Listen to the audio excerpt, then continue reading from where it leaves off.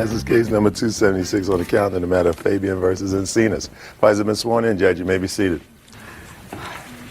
Ms. Fabian, according to your complaint, you and the defendant dated for a long period of time, and you did what I've always admonished people not to do, which is loan money. Yes.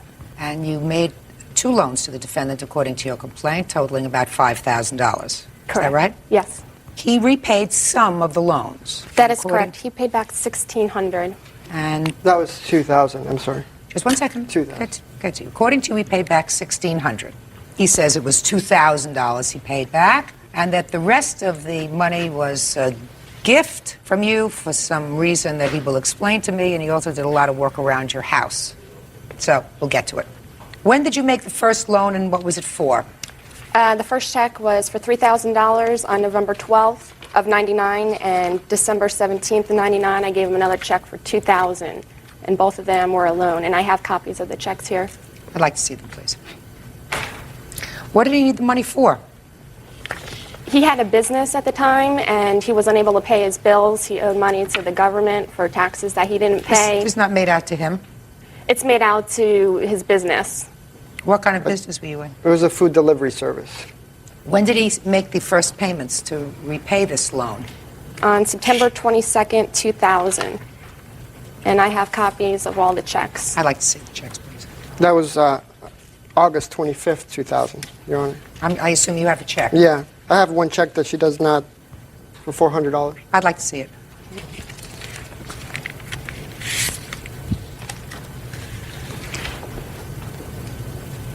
And the money I did receive from him, I had a difficult time getting. I had to keep calling him up. Just a minute. I have a check here for $400 that you don't list. Would you show this to her?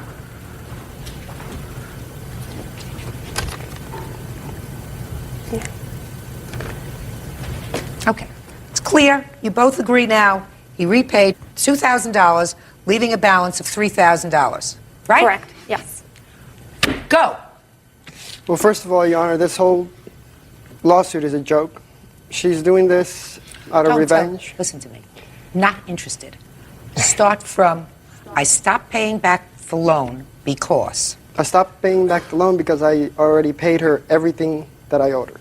Explain it to me. The first $3,000 check that you see was a loan for taxes that I owed. After she had received a settlement for a different case, we had been broken up at the time, she called me up, and it was more like a bribe to get back with me. Your Honor, he's lying.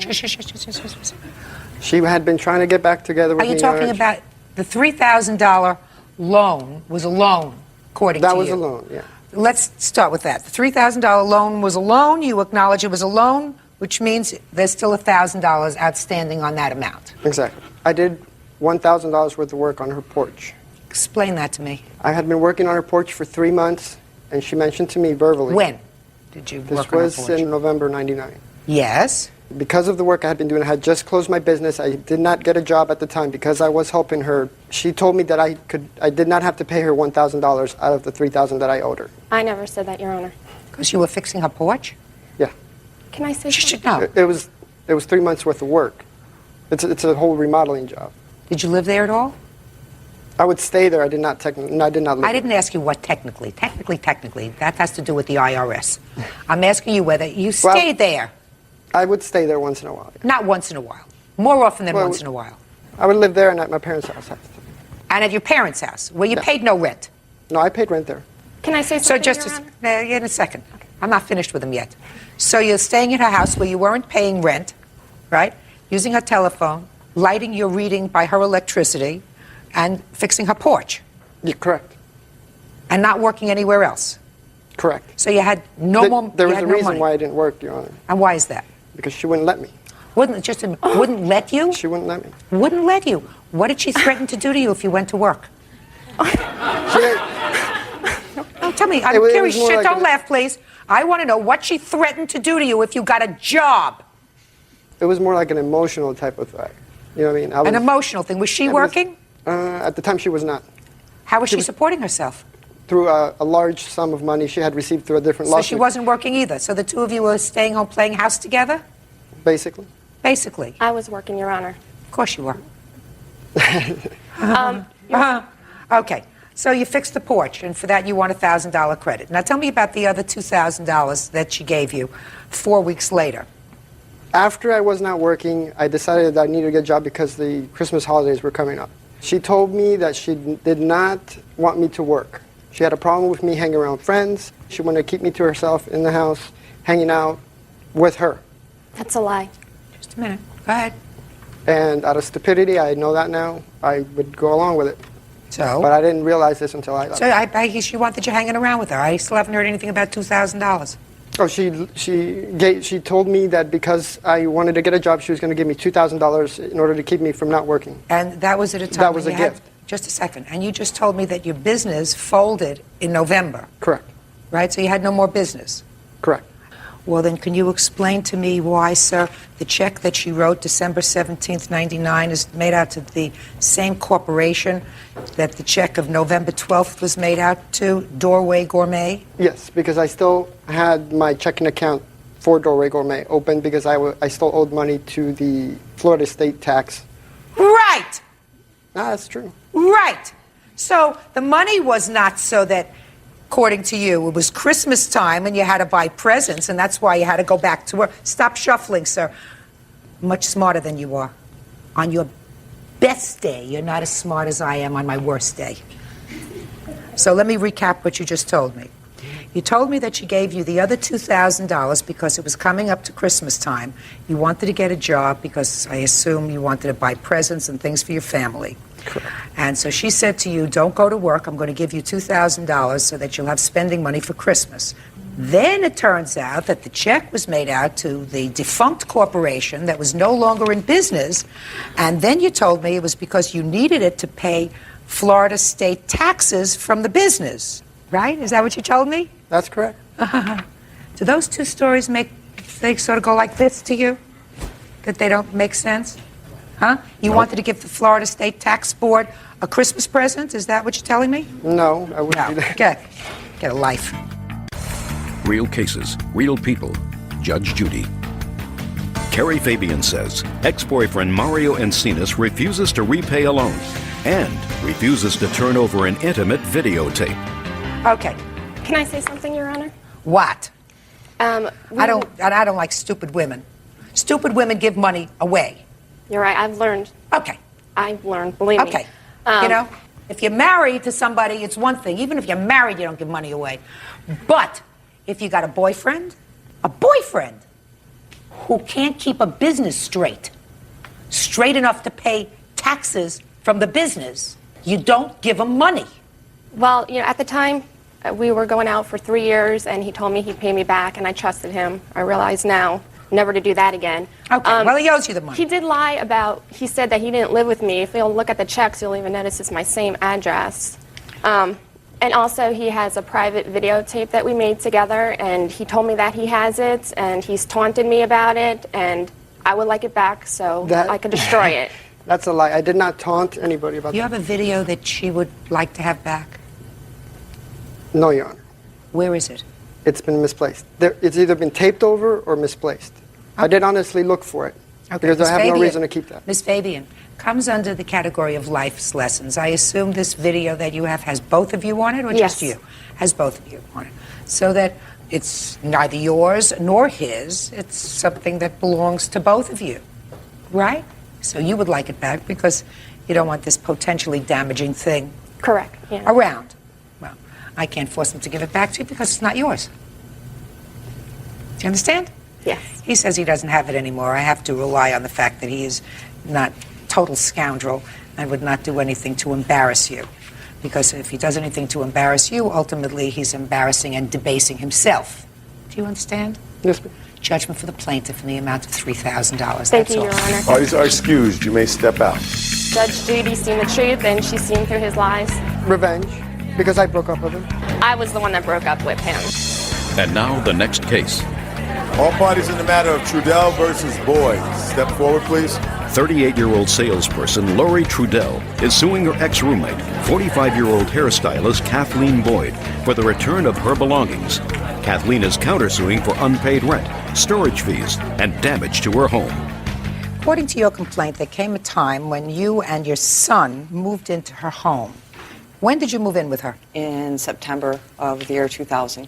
And then it is your claim that she threw you out of the house, had you thrown out of the house sometime in January of 2001, under circumstances that prevented you for some reason from obtaining all of your property.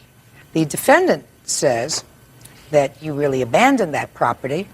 You did, in fact, show up at her house some 8.5 months later and loaded up a couple of truckloads of stuff. She wants to be reimbursed for rent that she says you never paid her, and for what she believes would be a fair storage fee for storing the stuff that she did, in fact, store over that 8.5-month period. Is that right? That's correct, Your Honor. Okay. You moved in September of 2000. Under what circumstances did you leave in January of 2001? She had me removed by 2 undercover police officers, and 5 days later, I was given an order of protection saying I could not go back to her home. Excuse me, Your Honor. Yes. She was removed by the sheriff's detectives because she had used my car to commit 2 felonies. When was that? On December 8th, she took my car and drove to the home of an ex-boyfriend of hers and broke in. How do you know that? She told me she was going to do it because he had money, and she owed me money for rent, and she was going to try to pay me with money that he had stored in a beer ball. How do you know she did, in fact, commit that burglary? When I got up in the morning, my car was gone. I said to myself, oh no, Lori never got up that and took off with my car before in the morning. Sure enough, she showed up and she was dragging bags full of money, change. Change. And Did you have a discussion with her about the change? she said she was going to take it to the bank and cash it in. Now, did there come a time that the police came to your house? Yes, on January 11th. And they wanted to question me about the incident in December. They told me I wasn't in any trouble. She had been spotted in the car that morning on her own without Did you show me them where there. the change was stored, or had the change already been cashed? Change had already been cashed. Did she Your give you Honor. the money from the change? She gave me some money from the change. And the money that she gave you from the change was for money that she owed you from rent? Rent and all sorts of different things. How much did she give you? $200. Were you arrested for burglary on the 11th of January? Yes, Your Honor, I What's was. the disposition of that case? All charges have been dropped, and I have a conditional discharge for a year. The thing Well, no, was, all charges weren't dropped if you have a Oh, conditional I'm sorry. discharge. I'm sorry. The thing was, is I did use Kathleen's car. Kathleen asked me to do this. I gave her all of the money, and there was some jewelry that I did take from there that Kathleen wanted to keep. I was upset because it was my boyfriend's gifts to another woman, and Okay. he has forgiven me, and everything's over with. Okay. And it was at that time that you got a protective order, is that right? Yes, because I'd like to see a copy of the protective order.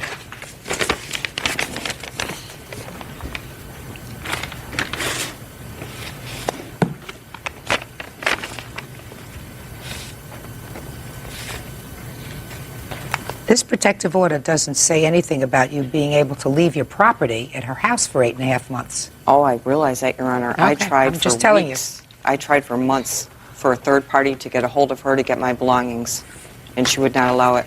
This is my brother-in-law to be, Patrick O'Hearn. He called her. He wrote her letters. She said yes, he could go get my belongings, and then she changed her mind. She would call him Your Honor. day and night. she's lying. Let's step up It's here, blatant son. lying. Just a second. When did you make telephone calls to the defendant in order to try to obtain her property? When was the first telephone call you made to her? It was about the middle of July. July Yes, was the first time you contacted her. yes. She is now required to keep your property for 6 months. I realize that, Why Your didn't Honor. you go to court in February for the return of your property? I did not know that that was an option. Your Honor. When I was given the order of protection, the judge's secretary said, Lori, as soon as you get a place to live, Kathleen will give you your belongings and she will keep them safe. Your Honor. The judge's secretary, Rita, told you, don't worry, as soon as you find a place to live, she'll give you back your property. When they issued the order of That's not an protection. agreement with the defendant. When did you finally find a place to live? I was in a shelter for about 2 months. Yes. April, beginning of April. Well, That's what when effort his did brother you... was trying to make phone calls with her. No, he didn't start calling till the summertime, No, 6 months his later. brother, my I don't- fiance. No. That, just a minute. Pat That was the person's first not, one that Shh, called. Excuse That me. person's not here. In any event, Ms. Trudell, she is under absolutely no obligation to safeguard your property for 6 months or 8 months while you find a place to live, and that is irrespective of what Miss Rita had to say. Miss Rita cannot make a contract with her, and you had no agreement with her. You did, in fact, get some of your stuff back. Is that right? Mostly ruined. Yes, Your Honor. Well, she is not responsible for storing your property. If you had an order of protection that was issued, then what you do is the very next day, you go into small claims court and you sue her for the property. But you don't wait 9 months to do that. I wanted to wait, Your Honor, until this case was closed, and the judge told me I could go get my belongings. You mean until the burglary case was closed? That may be, but she is not a party to that. I Now I'll see understand what that. piece of paper. You may have a piece of paper that sheds some Yes, additional light on I it. did have her served by the Sheriff's Department. Can I see the paper? Yep, sure.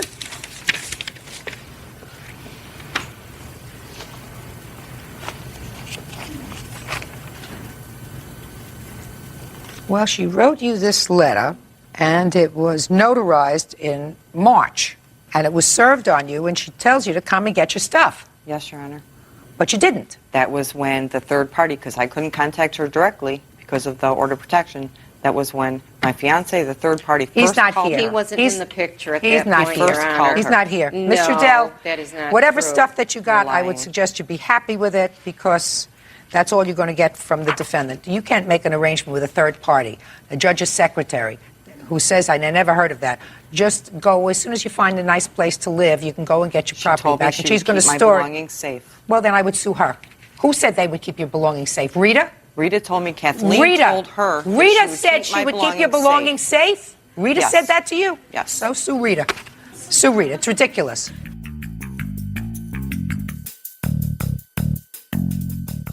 Now I'm going to get to your claim of rent, storage fees, and damage to the home, Ms. Boyd.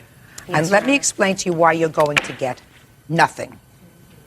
Because based upon your own testimony, you were in receipt of stolen property. Based on your testimony, you knew where she got this change from. You knew she had stolen it from somebody else's home. And I'm quite frankly astonished that the police didn't pursue that matter. But that's up to the police. In any event, you got whatever money you're going to get. Goodbye. On the matter of Brody versus Koenigs Connect. Parties have been sworn in, Judge. You may be seated. Ladies, have seats, please. Mr. Brody, you went over to a friend's house to visit. You pulled your car into your friend's driveway, right? That's correct. The defendant also lives in the house. She arrived sometime later.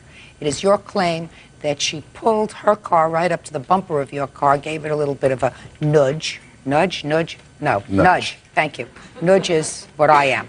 No. No, nudge is what you are. Nudge, nudge. And she damaged the back end of your car. Yeah, the rear bumper. The rear bumper of your car. You wanted to pay the damage. When did this happen?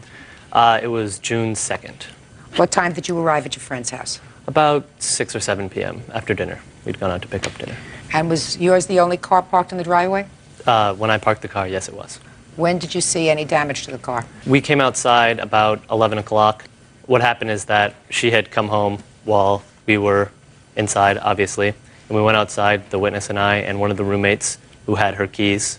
At this house, the parking is a very difficult situation, so all of the roommates leave their keys downstairs and everyone has permission to move each other's cars. So we went outside and... Because you wanted to leave? Yes. Okay, go ahead. So when we got outside, I saw that the cars were parked in very close proximity. Her front bumper was touching my rear bumper, and it was dark out. So I had him move her car back and shine her headlights on my rear bumper. And as he backed up, I saw scratches and chips on my bumper that hadn't been there before line up with her metal license plate as he backed off. What kind of car did you have? I drive a Volvo S70, And what kind of car does she drive? a Ford Explorer, Big car. big car. Did you speak to her about it? Yes, we went inside, and one of the roommates got her from upstairs. She came downstairs, and I asked her if she knew if she may have touched my car. And she said, indeed, she had. She had tried to move it forward a couple feet. Ludicrous. I don't want to hear you yet. I'm sorry. She tried to move it forward a couple feet because she was sick of getting tickets for having her car hanging over the edge of the driveway because it's the city's property, and you can get tickets for that. And she also said that she thought that people did that all the time, and she thought she could move it because her car was an SUV and mine wasn't, so she didn't think it would be a problem. And I told her that there was damage on my car that hadn't been there before, and I expected her to pay for it. She said that was okay. She apologized. She asked me if I knew how much it was going to be. I told her that I didn't, but I thought it would probably be a couple $100s.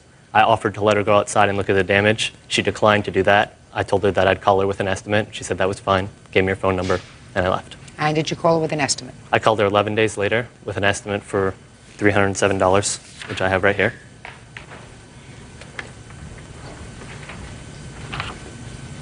Why didn't you go outside and look at the car? First of all, he had never No, asked... just a second. I asked you a question. My question to you is, why didn't you go outside to look at the car? Well, there's a problem with that statement, and that is that he never asked me to go out and look at the car. Did he tell you that he believed that your car had caused damage to his? No, all that he said was that, you know, I noticed the cars were very close. If there should be a problem, can I give you a call? And I said, absolutely. Here's my phone number. I knew that there wasn't any damage done because I knew I hadn't hit his car. I expected to hear from him if there was a problem. 1 day, 2 day, 3 day, 5 days later, no call. I assumed there was nothing wrong and that I was indeed correct, that I hadn't damaged his car. All of a sudden, That doesn't 2 weeks answer my later- question.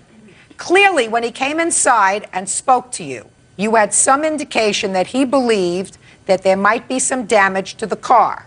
Clearly, because you just told me you waited 1 day, 2 days, 3 days, 4 days, 5 days. So an intelligent person would say, well, let's go outside with some flashlights and take a look at it right now and see if, in fact, there was any damage. So I'm going to repeat my question. Why didn't you, at that point, go outside and take a look at the car? Because he didn't say there was any risk of damage, and so I didn't think So there you was just anything gave to me look your at. phone number because you thought he wanted your phone number? Well, you know, he is kind of cute. You never know. Maybe we can go on a date. I'm kidding. Anyway. I'm not. Judgment for the plaintiff in the amount of $307. That's all. Ooh, parties are excused. You may step out.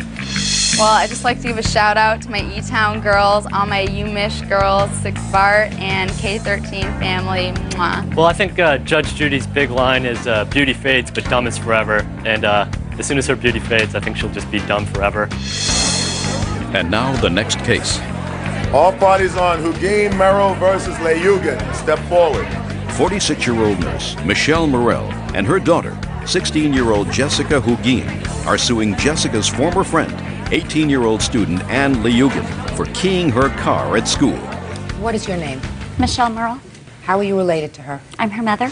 And this was your car that was involved? It's her car, but I'm the registered owner of it, but it's her that's car. why you're here? Yes. Okay, but you had nothing to do with this case. You didn't see anything. You weren't there. No. Good. Have a seat. According to your complaint, the defendant used to be a friend of yours. She's no longer a friend of yours. You started dating a boy that used to be her boyfriend. Yes. Is that right? That's correct. And according to you, that's when the trouble started between the two of you, and the defendant keyed your car. And this was at the school parking lot. Yes. So tell me what happened on that date. I went to the school to pick up a friend, and she had decided to go with someone else, and so I was getting ready to leave, and I saw Ann's car at the end of the parking lot, and I did not want another incident like the first one that had happened, and so I turned around and went back to the school, and I got out of my car, and I saw Ann following me into the school, and so I just kept walking, and she's behind me saying that I'm going to knock your teeth out, and so I just kept walking into the school, and I went into the office, and I saw Ann and her sister walk by the office, look at me, and then they turned back around and went outside of the school. I was on the phone with my mom at that time, and then I went to the windows, and I had saw Ann and her sister walk by the driver's side of my car, and then that's it. That's what you saw? Yeah. There came a time when you went back outside to your car? When my mom and her friend had shown up at the school. So you waited inside until they came? Yeah. And the reason you called your mother was to sort of escort you out of the school? Yeah. Because you were afraid of a confrontation with her? Yeah. And describe what you saw when you went to your car. My mom's friend actually had noticed the side of the car. Don't tell me what anybody else noticed. Tell me what you saw. I saw that the whole entire side of my driver's side had been keyed from the front of the car to the end of the car. Real cases, real people. Judge Judy. 16-year-old Jessica Hugin says former friend, 18-year-old Ann Leyugan, keyed her car and is denying the charge. Let me see the photographs, which I'm sure you have.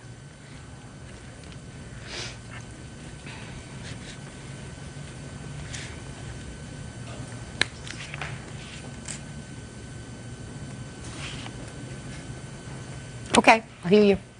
I just know that I picked up my sister once after I had my baby. My baby was maybe, I think, 2 weeks old. I went there to pick up my sister. She was with my former teacher, and Josh, my fiance, was on his way with my son. He's a witness to what happened, and me and my sister, we just went back into the school to show my former teacher the baby. I walked back over to Josh's car and I left, and I never even keyed her car. She doesn't even go to school there. She goes to an alternative school, and I would never key her car. I didn't even know what she drove. When I stopped being friends with her, she was only 15 years old. Do you have any witnesses who were there? Yeah, my fiance. Step up. Tell me your last name. Caps, Joshua Caps. You are the father of her child? Yes, I am. What time did you arrive at the school that day? No later than after Ann showed up. She was outside, and I saw her sister talking to her former teacher. Approximately what time?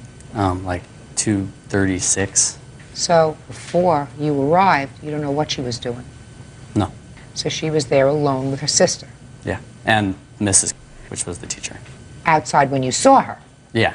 And after you saw her, you showed Mrs. the baby? Ann and her sister came up to me right when I parked in the parking lot. They told me that they were going to run inside and show Mrs. her son, and they went inside and came right back out. When you arrived, the girls had already parked their car? Yeah. And were standing outside the school? Yes. She came up to you in the parking lot? Ann and her sister did, yes. Took the baby and went back inside? Yes.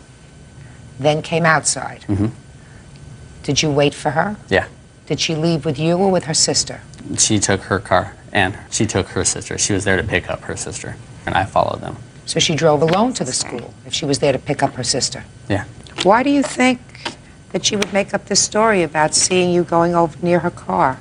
Because she's mad because I just stopped being friends with her.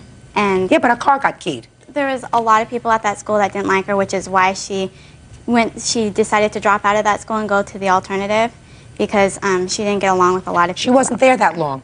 She wasn't at school that long that day. I don't know how long she was there. Well, she didn't go to school there. She wasn't there for the whole day. Well, I went to pick up my sister. Talking about her. Step up, please. Did you see the car that morning? Yes, I saw the car the whole day until Jessie went to school to pick up her friend. When you say you saw the car the whole day, she left from your house to go to the school to pick up her friend? Yes, and that's about maybe 3 miles, 4 at the most. But you had seen the car? Yes. No question in your mind? No question in my mind whatsoever. There was no damage to the car when she left? No. Your Honor? Yes. I'm not sure if this is the time to bring this up. We also, you were talking about Jessica being afraid, and that's why she went back in the school. We have an anti-harassment order against Ann for protection, and I have a copy of that if you want to see that. This is the one that Your we Honor, have filed, I also Your have, Honor. since she's gotten a restraining order, she has been in my work asking for my new address, and I have affidavits of people that I work with. And this is the court copy that was actually granted. And Jessica had a baby on the 21st of June and was in the hospital she was released on Saturday. And then she was home, so I'm not I have sure affidavits of I don't read affidavits. What? I don't read affidavits. Okay, well, I have them. Okay, whether you have them or not, I hear witnesses. You attended a court hearing? Yes, we did, Your Honor. Was there a full hearing? Yes. There was testimony taken. Is Yes. that right? And after the testimony is taken, there was a protective order issued. Is that right? Yes. Do you have a lawyer? I work full-time, and I'm a full-time college student, and I had to pay my rent. I can't afford a lawyer. Mm-hmm. Okay. Well, the court made specific findings after a hearing. The testimony with regard to the application for the protective order dealt with 2 incidents. First incident, which we have not gone into today, which involves a stalking, threatening kind of incident, and then the second incident was which involved the school. The court heard the testimony of all witnesses. How many witnesses were there aside from both of you? Any other witnesses? Him, my fiance, my mom, and my sister. The court found that the current contact between the parties was initiated by the respondent only, that's you, that the respondent's course of conduct appears to be designed to alarm, annoy, and harass the petitioner, that was her, Contact by the respondent with the petitioner or the petitioner's family has not been limited in any manner by previous court order, which means there was no prior restraining order. And the court ordered you to remain from making any attempts to contact her, going within 2 city blocks of her residence or workplace. She doesn't work. Well, evidently the court didn't believe your fiancé or your sister. Judge Judy continues in a moment. I have to make a determination based upon the testimony that I've heard today, and the testimony that I've heard today that I find most credible is that you keyed her car. Can I please see an estimate of the damage? Your Honor, I also brought an estimate for a rental car. It's the only car that we have, and at the top of the I'm not estimate... taking into consideration your rental car. Okay. What year car is this? A 93 Pontiac Grand Am. 93 car can be painted for less than $2,218. You can find a paint job for less money than that for an 8-year-old car. I suggest you do that. Okay. Bird, I'm not really good at this. How much can you get a nice paint job for? I really couldn't say, Judge. Depends on what kind of paint job and depends on who you get to do it. Can you get a nice paint Your job for $800? Your Honor, excuse me. I don't mean to interrupt. I have another estimate here. I didn't hand both of them. I've got 2 different ones. A little more reasonable. Well, now you're talking a little bit better, $1,450.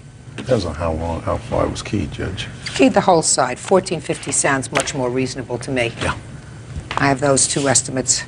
You should have handed me both. Judgment for the plaintiff for the amount of $1,400. That's Thank you. Parties are excused. You may step out. She slept with my ex-boyfriend. I hope that Ann will just leave everything in how it is. He doesn't say that that's his kid. I'm just glad it's over, and I hope Ann will put this to rest and leave us alone. She just doesn't even know who the father of her child is. Get my car fixed, that's all I want. I think that there's a lot of girls at Mount Spokane that hate her guts, and anybody could have done it. If someone's going to follow me into the school, more than likely, she did it. And now the next case. All parties in the matter of Yim versus Barbara. Step forward, please. 30-year-old clothing marketer O'Larry Yim is suing her ex-boyfriend, 41-year-old Patrick Barber, for the return of a computer. Patrick is countersuing for a separate computer. Miss Yim, according to your complaint, you and the defendant were friends. Sometime in December of 1999, you purchased a computer. You already had a computer, but you bought a new one, a very expensive one. You say that since you didn't need both computers, you allowed the defendant to borrow it, and he had it in his possession for a considerable period of time. Sometime in the summer of 2000, you decided you wanted your computer back. Is that right so far? Correct. The defendant said, I thought it was a gift to me because I had done some work for her when she was on this trip to Cambodia, right?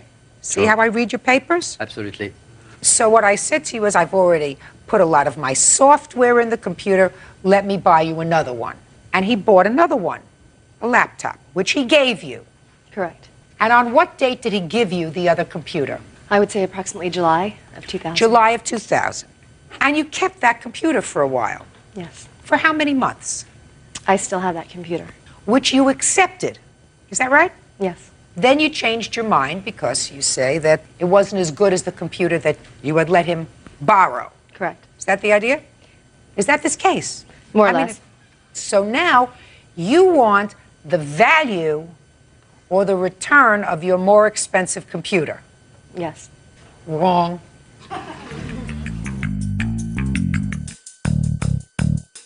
Let us assume, Miss Yim, that you allowed him merely to borrow the computer. That's not what he says. But let us assume that's true. You allowed him to borrow the computer. And when you asked for it back, he said, it's been a long time, 6 months or 8 months or whatever it was. I put my software in it. Let me get you a replacement. Mm-hmm. And you said, fine. And a year ago, he got you a replacement. And you accepted it. That means the contract is over. You took the replacement, you kept it, you've had it for almost a year, and the fact that you don't like it anymore doesn't mean that you can go back and get the original one from 1999. Do you understand? I do. Good, perfect. Case dismissed. Oh. Parties are excused. You may step out. It's colossal. Parties have been sworn in, Judge. You may be seated. Sir, have a seat. Ms. Wishner, your claim is that the defendant assaulted you in a bar. You claim that she assaulted you both inside of the bar and outside of the bar later in the parking lot. Did you know her before this evening? No, ma'am. You had never known her before December 13th? Yes.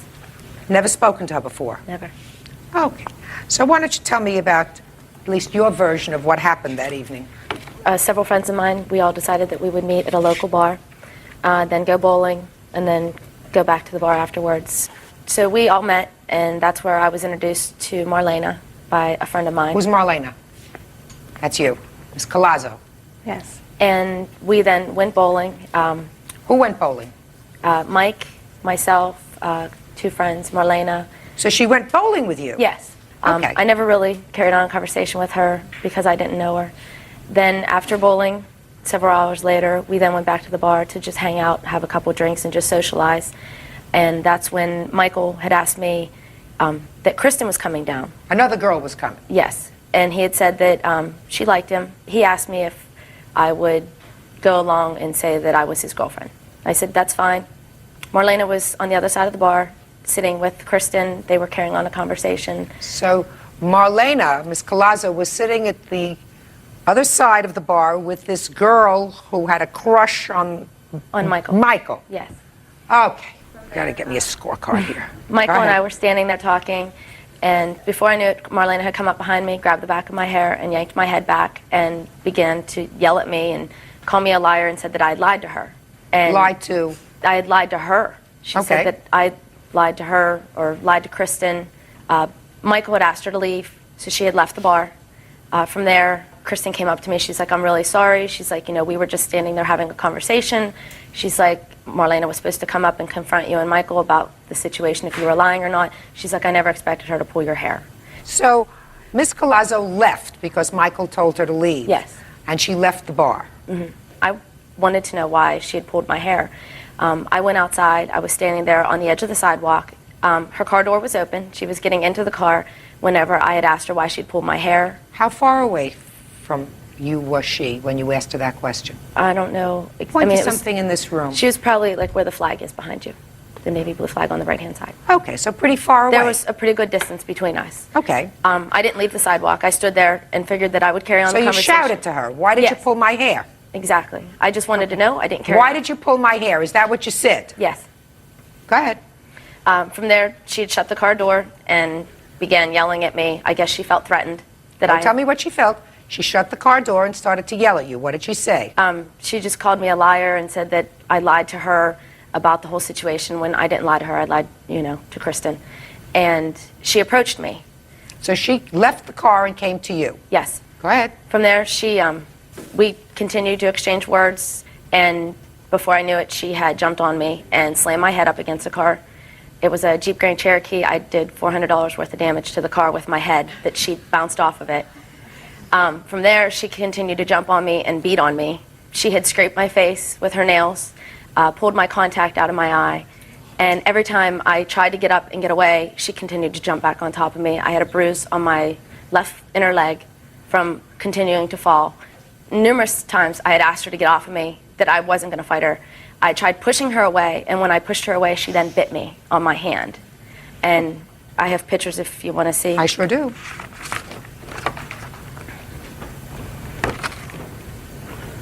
She had bit me on my left hand in between my thumb and my pointer finger. The pictures are really hard to see. I have scars on it from where she bit me.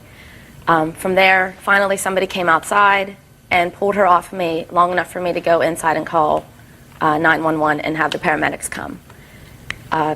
Okay, now you hit somebody's Grand Cherokee, and reading between the lines in your complaint, I gathered that somebody was forced to pay for the damage on the Grand Cherokee. Who was Yes. that?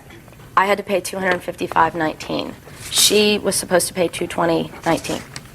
And you want her to pay not only the $255.19 that you paid for the truck, but also for your injuries Yes. that you sustained as a result of what you claim was the assault. Okay, did you finish your story? I have all the medical reports, if Okay. you would like those. No, I don't need them yet, but I may, so keep them handy. All right, Ms. Colazzo, let's hear your version of the events. Okay, everything's true up until the part to where we came over to talk to her. Also, she had talked to me earlier. She said she had no conversation with me at the bar at the bowling alley because earlier that day I had asked her and Mike, were they a couple in conversation at the bar before we went to the bowling alley. And at the bowling alley, we did talk. I mean, you can't really bowl. I don't care Okay, whether you I'm just letting you know that we did speak. At the bar, yes, I was talking to Kristen. We were talking about the fact that Mike had told her that her girlfriend was there. And I said, what are you talking about? He doesn't have a girlfriend. She said, well, that's her right there. And I said, no, that's not her it's not his girlfriend. I said, they're making a fool of you, you know? And she's just like, I don't understand all that crying stuff. I was like, well, if you want to, I said, we can go over there and ask her right now, and you can stop sitting here being the, you know, the red thumb here and go on with your business. So we go over to the side of her, and I tapped her. She was turned around. Mike was in between us, and I tapped her on her shoulder, and I asked her the question, and she said no. And she looked at me with this face, and she's just like, well, why do you care? Why do you care? And she started getting loud in the bar. Mike was standing in between us, and he did not ask me to leave. He said, Marlena, I know you're better than this. And I said, I know I am. And I turned around, and I proceeded to leave the bar. I turned around, and she was right there, coming at me, asking me, who do I think I am, and why do I care, and why is this important to me? And she grabbed at me. So what was I supposed to do? Of course I grabbed her and started, yeah, I beat her up, but I mean, she had me, you know? And we hit the car, we hit the ground, we rolled around for a little while, and she got someone's cell phone because she was on the phone outside making phone calls, calling me a this, a that, I'm going to jail just because I'm a stupid N-word and this, that, the next and the other. And I'm like, whatever, I'll wait here for the police. The police came. He said, are you the person who called the police? Can I see the police report, please? Real cases, real people. Judge Judy. Stephanie Wishner says she was assaulted by Marlena Collazo during an argument at a bar. Stephanie claims Marlena rammed her head into the side of a truck. So you left before the police arrived, is that right? No, I left after the police got there. He pulled up right in front of the bar. I was still out front. He looked at me and he said, are you the one who called the police? I said, no. I said, I'm just trying to get my things and leave. He said, okay. And he went inside to talk to her. Well, according to the police, you left before his arrival. Why didn't you hang around and speak to the police officer? I was right there when he pulled up, and he asked me, he said, are you the one who called the police? No, I'm not the one that called the police, but I know about this incident. You knew why the police were there, right? Yeah. So why wouldn't you stay around and give your version of the events? I didn't feel it was necessary. No? Take any prescription medication? Do I take prescription medication? Do you take any prescription medication? No. There's no excuse for this. There's no excuse for this kind of an assault. This wasn't a single assault. This was clear. She beat you up. Okay? And she has to be responsible for that. But you also, it seems to me, have some responsibility. There's no question that two of you had been drinking that evening because you started out at the bar, then you went to the bowling alley where I'm sure you were drinking beer or whatever else they serve there. Then you go back to the bar and you're drinking some more. So I'm sure that both of you were feeling a little bit loose. Would that be a fair statement? Yes, we were drinking. Okay. That doesn't give you this. You understand that? Yeah. And you got involved with something that had absolutely nothing to do with you. You're talking to Christina. Christina wants to know if this boy is actually dating this girl. What does that have to do with you? And what do you have to start trouble for? You tell this girl that they're making a fool out of her? I mean, is that what a mature person does? Well, they were. What does that have to do with you? So, you had to pay for the truck? That's part of the cost of being stupid and going out and following her outside. As far as your medical bills are concerned, now I want to see your medical bills and the reports. This is the hospital report. This is the medical. You didn't see the doctor, I assume, Ms. Collazo, because you went home before you even spoke to the police. Is that right? Is it? Yes. I went home and I went to bed. Went home and went to bed. Did you go to work the next day? Yes, I did. So I assume you weren't injured. Not to the point where I felt I needed medical attention. Well, tell me how you were injured at any point. Okay, I had scratches all over my neck. Did you have any photographs of that? Did I know I was going to court? No. Did you? If you had hung around, Ms. Collazo, and spoken to the police, maybe you would have known. Nothing more unseemly than women who drink. Medical bills total $1,160. Can I speak right now? Mm-hmm. We had a criminal case. She already tried to get me for harassment, but the judge in Pittsburgh dropped the charges. Well, I'm not dropping the charges. As far as I'm concerned, madam, you owe $1,160. Judgment for the plaintiff. Parties are excused. You may step out. I'm tired of seeing her in court. This is my third time, and hopefully I don't have to see her ever again. I really think she was out looking to just start something. And I was the lucky person. And now the next case. All parties in the matter of Passariello versus Stillwell. Step forward, please. Kalia and Vito Passariello are suing DJ company owners Jennifer and Eric Stillwell for ruining their wedding video. The Stillwells say the video was free. Mr. and Mrs. Passariello, you were getting married, and you hired the defendants as DJs for the wedding. Is that right? Correct. And how many hours was the reception? We had hired them to play for 3 hours. What did your contract provide for? $210.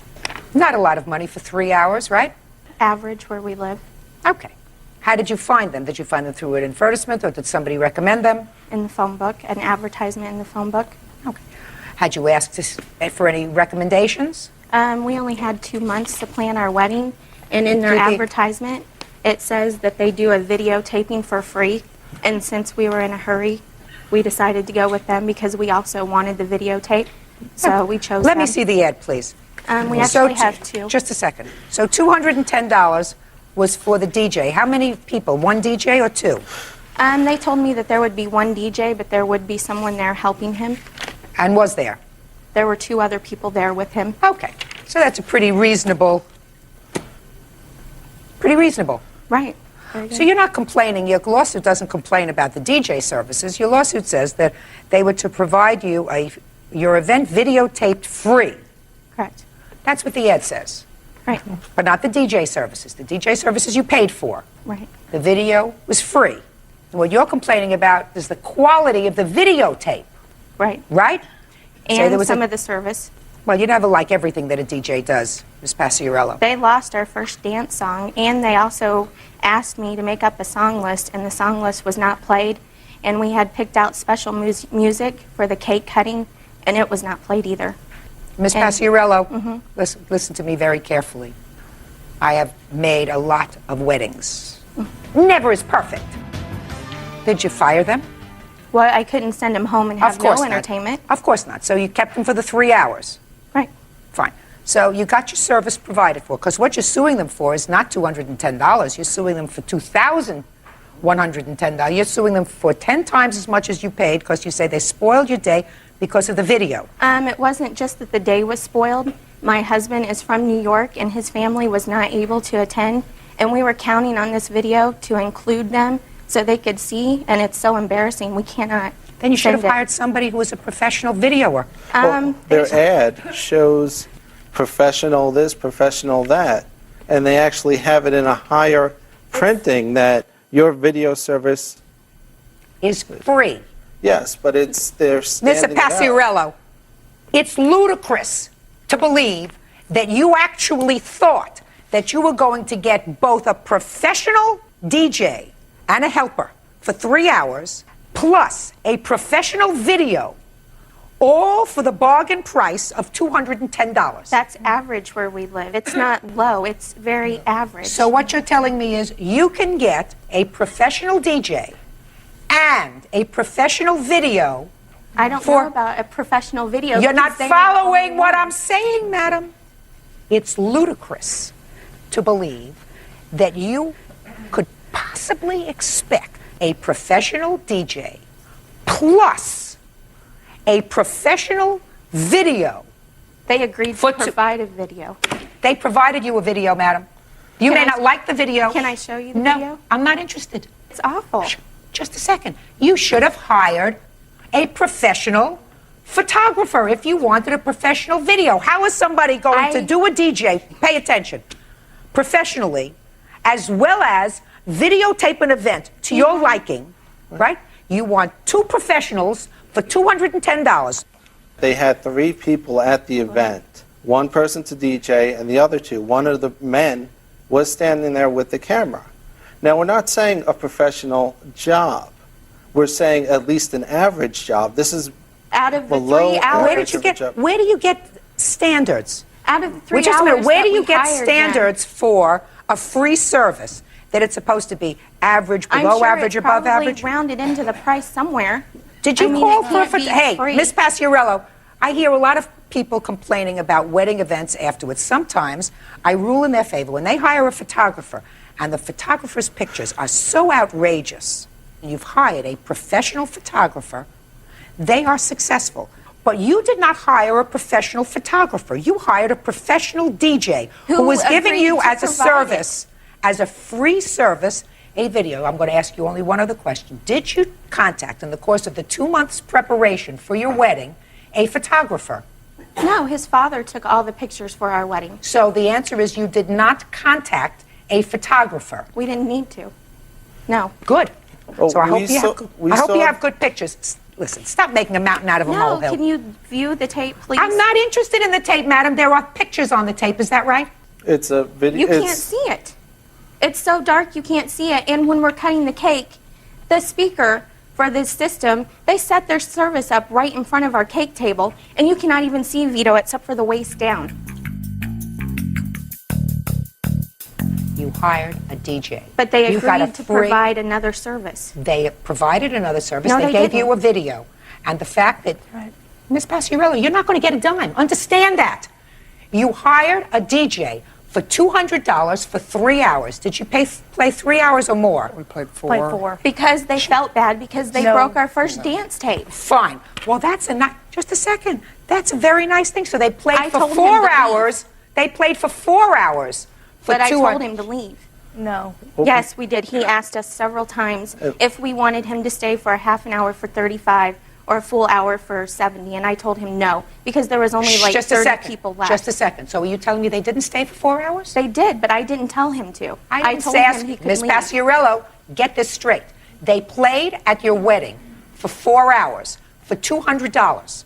And for that, you also believe you are entitled to a video that is totally satisfactory to you. You are not entitled to that.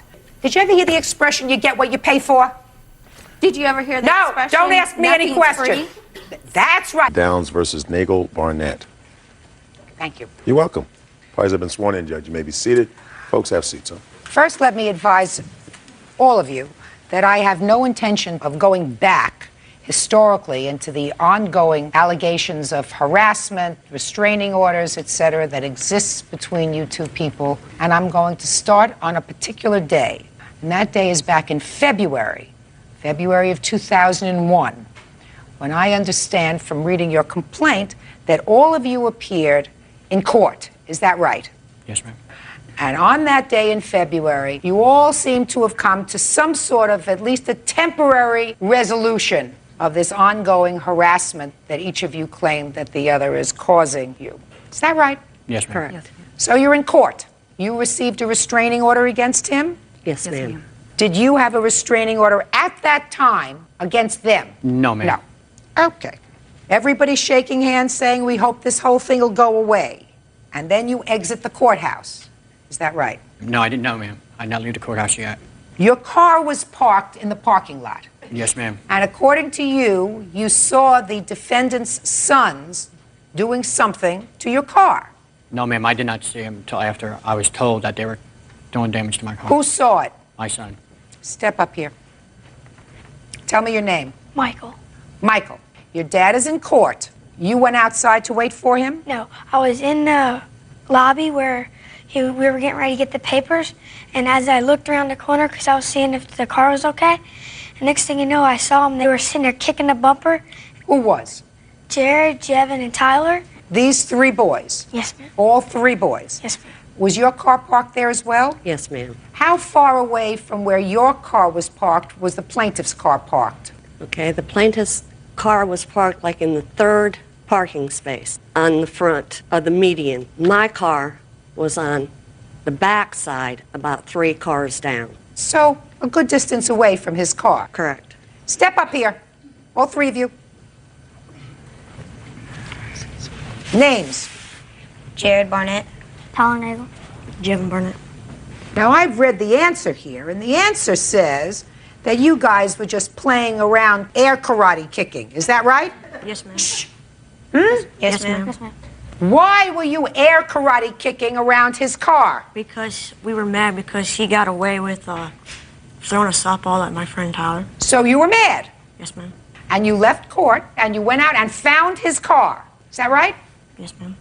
And he says you damaged the car. I didn't. You didn't.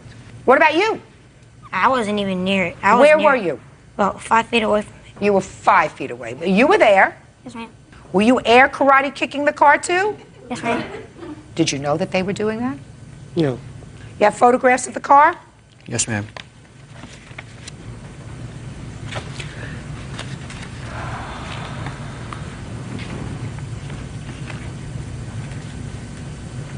Where were your parents when you were kicking this car? They were just leaving. Were We they came inside out. the courthouse when you went outside? Yes, ma'am.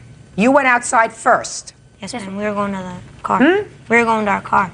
Which car? I was going to my car. But you weren't going to your car. Yes, I was. It was Well, on what the did you way. stop at his car for? We got mad, and so we just started to pretend. When did you get mad? Between the courthouse door and the time you got to his car. Tell me approximately when you got mad.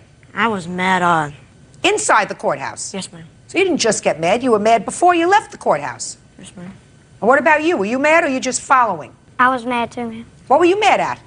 For him getting away. Getting away with doing what? Throwing a softball at me, ma'am. And is that what this case was about that you were in court about? Yes, ma'am. Were you hurt when the softball hit you? Yes, ma'am. Where did the softball hit you? On my bottom lower lip on the left. Mm-hmm. And I've got a scar. And what happened? Did the judge dismiss that case? Yes. So your sons were angry? Yes. You subsequently got a restraining order against them I in had, March. yes. Mm-hmm. So that then there are now mutual restraining orders. Yes, ma'am. Correct. Okay. Ma'am. My attorney's paralegal. I have an affidavit from her saying that she was there Oh, and no, seen no, it. no, no, no, no, no. I only take witnesses, not affidavits. Well, she could not be here today because she was at a case with my attorney. That's not my problem. That's your problem. I don't take affidavits. But I believe your son, and I don't believe the fact that they were angry and they just went outside and air karate kicked it, and as a result of something else, your car got damaged. Car looks like a relatively new car. Is it a new car? Yes, ma'am. It's a 2000 Buick Regal. Yeah. And you get absolutely no satisfaction air karate kicking a car. You get satisfaction when you actually kick it. Right, Bird? That's right. That's right. Real cases, real people. Judge Judy. Anthony Downs says 11-year-old Tyler Nagel, 11-year-old Jared Barnett, and 13-year-old Jevin Barnett vandalized his car.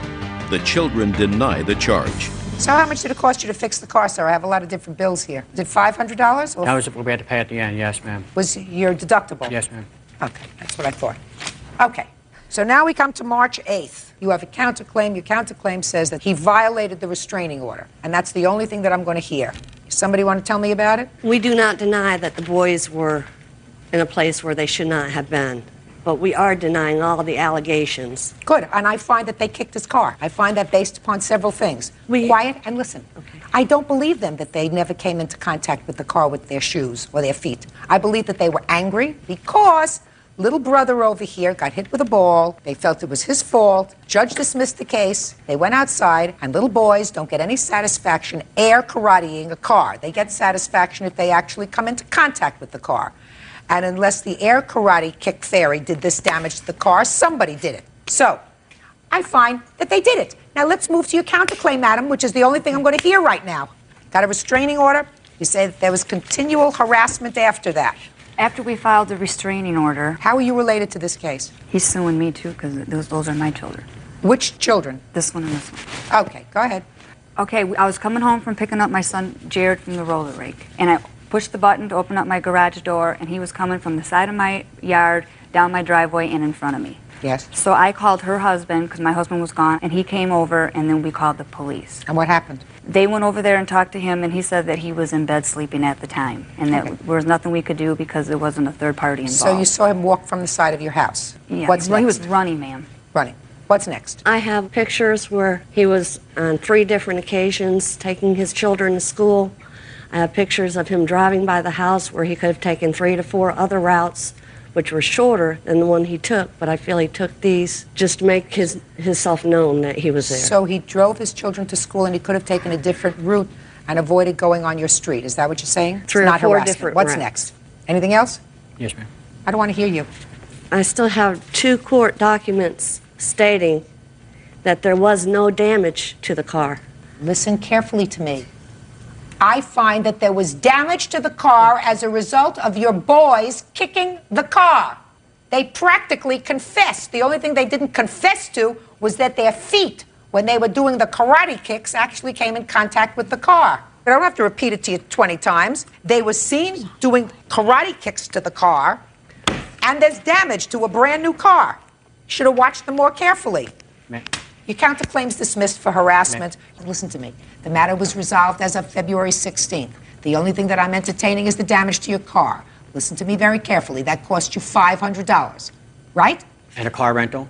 I don't care about the car We had to rental. rent a car because it was getting fixed. Do you think that I believe that when there is an ongoing problem with harassment between two families, listen to me very carefully, you're not receiving. When there is ongoing problems with two families, like there is with these two families involving children, that all the adults aren't a little at fault? I believe that they're all a little at fault. The adults. All the adults. Can I say something? The day that the restraining order took place is the day that before this court date, they said I did this to her house. I'm dismissing her counterclaim for harassment, sir. You have to understand that. If you listened instead of had your own thing going on in your head, you would understand that. I don't find driving down a street or coming from the side of her house harassment. Do you understand that? Yes, ma'am. Now you're in a receiving mode. So being in a receiving mode, I'm telling you, sir, that I believe that when there is an ongoing pattern that requires police, prosecutors, detectives, court personnel to waste their time to deal with childish behavior and adults are involved, you don't get your car rental. Mm-hmm. You got it? But I didn't do the But damage. you do get your out-of-pocket expenses for them kicking your car, which they did. Judgment for the plaintiff in the amount of $500. That's all. Parties are excused. You may step out. They had beaten Michael up several times. He was found guilty of assault battery against my son, Jared. They had me down, so I was kicking and punching, trying to get my way out of the fight. The father should have just broke it up, had boys shaking their Right. hands, and go on with life. And now the next case. All parties in the matter of Kettleson versus Kettleson. Step forward, please. 28-year-old cashier Jennifer Kettleson is suing her brother, 25-year-old welder Nathaniel Kettleson, for unpaid loans, the return of her belongings, and damages from an assault. Nathaniel is countersuing for storage fees. Miss Kettleson, the defendant is your brother. I've read your papers, your complaint, and your answer. Nowhere in the complaint or the answer do I see the need for any child witnesses, so I'm going to have her take this child outside. Come on, buddy.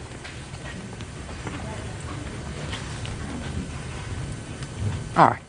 According to what I've read, you were living in Alaska with your children. Things weren't going well there. You spoke with your brother. Your brother offered to open his house to you if you wanted to relocate from Alaska to Montana, where he lived with his family. You sold some stuff, packed up the rest, and moved in with your brother. Things did not work out. You got into a major brouhaha with him, either a week or two later. According to you, he kicked you out of the house. Right. You want him to pay for the following: $500, which is what you say it cost you for a motel to stay with your family. $1,400, which is the amount that you say you had to borrow for airline tickets because someone else said that you could come to stay with them in New York. A couple of $1,000 for your aggravation. In addition, you claimed that he had borrowed some money from you. That's correct. Several $100s, and he didn't pay you back all of the money. Right? Correct. Mr. Kettleson, your brother, has a counterclaim. His counterclaim is you left, and you left a whole bunch of your stuff there, and then he and his family were relocating. Because he was a nice guy, he took your stuff with him when he relocated, and the van wasn't big enough to hold his stuff, so he had to put his stuff in storage, and he wants you to pay for the storage for his stuff because he took better care of your stuff, right? That's correct. Are you all nuts or what? Ms. Kettleson, if you go and live with somebody, a member of your family, and things don't work out, you believe that there's a contract, and the contract existed between you and your brother to provide a home for you and your children, even if the situation became intolerable? And that's why you believe he's responsible for this $1,900 in expenses you had to move out of his house? Your Honor, he called me up and he said that we can come down and stay with him, and he seemed very, very polite about it and everything, and he had to convince me to come down. You're a big adult. Do you think if a living arrangement doesn't work out with a relative, you're entitled to further relocation expenses? Yes, I do. Wrong. I don't have to hear anymore. Forget it. That doesn't happen. And your aggravation as a result of that also doesn't happen. You take your chances. You move from Alaska, where you weren't doing well, to Montana in the hopes that you would do better. Didn't work out, so you moved on. That's not a lawsuit. That's called unfortunate. Your Honor, he said that he would be sending my stuff to me. I have a letter from him about that, and... Okay, so he has some of your belongings. Right. Fine, let's talk about the loans first. We'll talk about the belongings second. Loans, when did you lend him money? I lent him money on October 10th, or 18th. How much? $300. Is that right? That's correct. Did you pay her back? I paid $200 of that back. You have any proof of that? No. She says you I've paid heard back no testimony. $150. Yes. Wasn't expecting it to go this far. Okay. What was the next loan? When was that? October 18th. What were the circumstances surrounding that loan? He brought his daughter over so I can watch her and while he went somewhere, and he asked me for $100. Is that right? I believe so, yes. Did you give her back that money? No, I did not. Fine. So you owe her $250. That's easy. What else? It says right here, I will get my taxes back in about 2 weeks. It should be enough to mail your stuff. What do you want me to do with the stuff that you left with Maurice? Don't worry, I am going to send all that you left there. What kind of stuff do you have? My computer, my belongings, my Don't take my belongings. Anything Your computer. and Okay, my computer, our baby books. There's no baby books. Yes, there is. My kids' clothes. I have a leather jacket in there. Picture frames, beanie babies, sleeping bags, all sorts of things. Okay. Did you send him any money to send you back that stuff? No, he was supposed to send it with the money that he owes me. Well, that's fine. You have all that stuff? That's Oh, all yeah. packed Oh, up? yes. And you owe her $250. Do you Yes. think it'll cost more than $250 to send it? Far more. How much? It was $174 a box. She wants it insured and priority mail and everything else with it. It was basically going to round off to about $200 a box to mail Your her Honor, stuff. when I... Just a minute. How many boxes of stuff do you think you have? 2 boxes, about 3 feet by 3 feet by 3 feet, stuffed full. And how much do you think that that's going to cost? About $200 a box to mail it. So about $400. About $400 total to mail it. Do you want to spend that? No, I went to the post office in Montana and I asked him how much it is, and they said $50 for 70 pounds. Well, I'm not going to guess how much it is to mail all your stuff back. He's not responsible to you to mail all your stuff back. He said right here that he will. So he's not responsible. No, he's not responsible for paying for it. It's your stuff. You left it there. He owes me the money. He was Fine, you're not, Miss Kittleson. He owes you $250. What if it costs $500 to mail back your stuff? It doesn't. I went to the post office and it cost $50 for 70 pounds. I made sure that those 2 boxes were less than 70 pounds. How did you make sure of that? Because I know how much I brought down in those boxes. Miss Kittleson, you're going to have to make arrangements for payments. The stuff is all boxed. He's prepared to turn it over to you. You have to make arrangements to get it. That's your job. Do you understand? Yes, I do. Good. In the meantime, he's going to give you the $250 that he owes you, and that may help to defray some of your costs. He should also pay for the tickets, at least from Montana to New York. Oh, he's not paying for that at all. I just explained that to you. Okay, then the hotel and stuff. He's not paying for that either. He should have to, because it was his fault that I had to leave. He said, come on down here and stay with me. You can stay with me until you get settled. And then he... And then there was a fight. Yes. And it didn't work out. So you left. No. And evidently you left not under terrible circumstances. Oh, yes, it was. Well, he said the next day you were babysitting for his daughter. 2 days later. 2 days later, you were babysitting for his daughter, which is when you came in. Miss Kettleson, get over it. He doesn't pay for your airfare. He doesn't pay for your hotel. He pays you the money that he owes you, which is $250, and you make arrangements to get your stuff, which is boxed. Period. I have to pay $1,349 because for my airfare ticket from Montana to New York because of the way he was to me. No. Yes. No, Miss Kettleson. $1,349. She No, could have rented a place to live in Montana. Miss Kettleson, what if you decided to relocate to Paris? And the airfare to Paris is $5,000. You think you should pay $5,000? If that's the case. Bye. You count the suits likewise dismissed. It's nonsense. Parties are excused. You may step out. Ms. Gregg, it is your claim that the defendant assaulted you at a high school reunion. By the way, when was the reunion? November 22nd. 2000? Yes, Your Honor. How do you know her? She is my ex-husband's fiancée. Anthony's my husband. And you used to be married to her? That's my ex-wife. Okay, so this is not the fiancé. They are married. Yes. Did you know that? No, Your Honor. Well, they're married. Okay, have you ever had any problems with her before? Well, prior to the incident, they had called CPS on me and fabricated lies about me. When had they called Child Protective Services? It was about 3 weeks to a month prior to that. What was the complaint? They were fabricating lies saying that I was a drug user and that domestic violence in my home. And the CPS had came to my house and my children's school and my work and everything, and they closed the case prior to my reunion. Does your ex-husband see the children? He sees the children on and off. He hasn't been seeing them lately for the past couple weeks. Okay, so that's the backdrop. Then you all go to the reunion. I assume you all went to high school together. Yes. And tell me what happened when you got to the reunion. I showed up at the reunion at approximately 9:30. I paid $75 just for myself to go. And I was walking around talking to my friends, and I was looking for this man in a blue and the black shirt. I remembered him from 10th grade. I wasn't sure of his name, but I was asking numerous people, where's this guy in the blue and the black shirt? Because I just wanted to dance and have a good time. Well, I walked outside on the patio to have a cigarette. I looked to my left, and I saw him sitting at a table. And I walked over to the table, and I said, oh, James, because we had name tags on. And he lit my cigarette. When I bent down to light my cigarette, I saw Maida out of the corner of my eye talking to two of her girlfriends. She appeared to be upset. Her girlfriends were huddling like over her, like she appeared to be upset. I just said to James, I said, you know, would you like to dance when we go back in after having our cigarette? I'm really glad I came. You know, I'm seeing a lot of people I haven't seen for a while, and that's about as far as I got.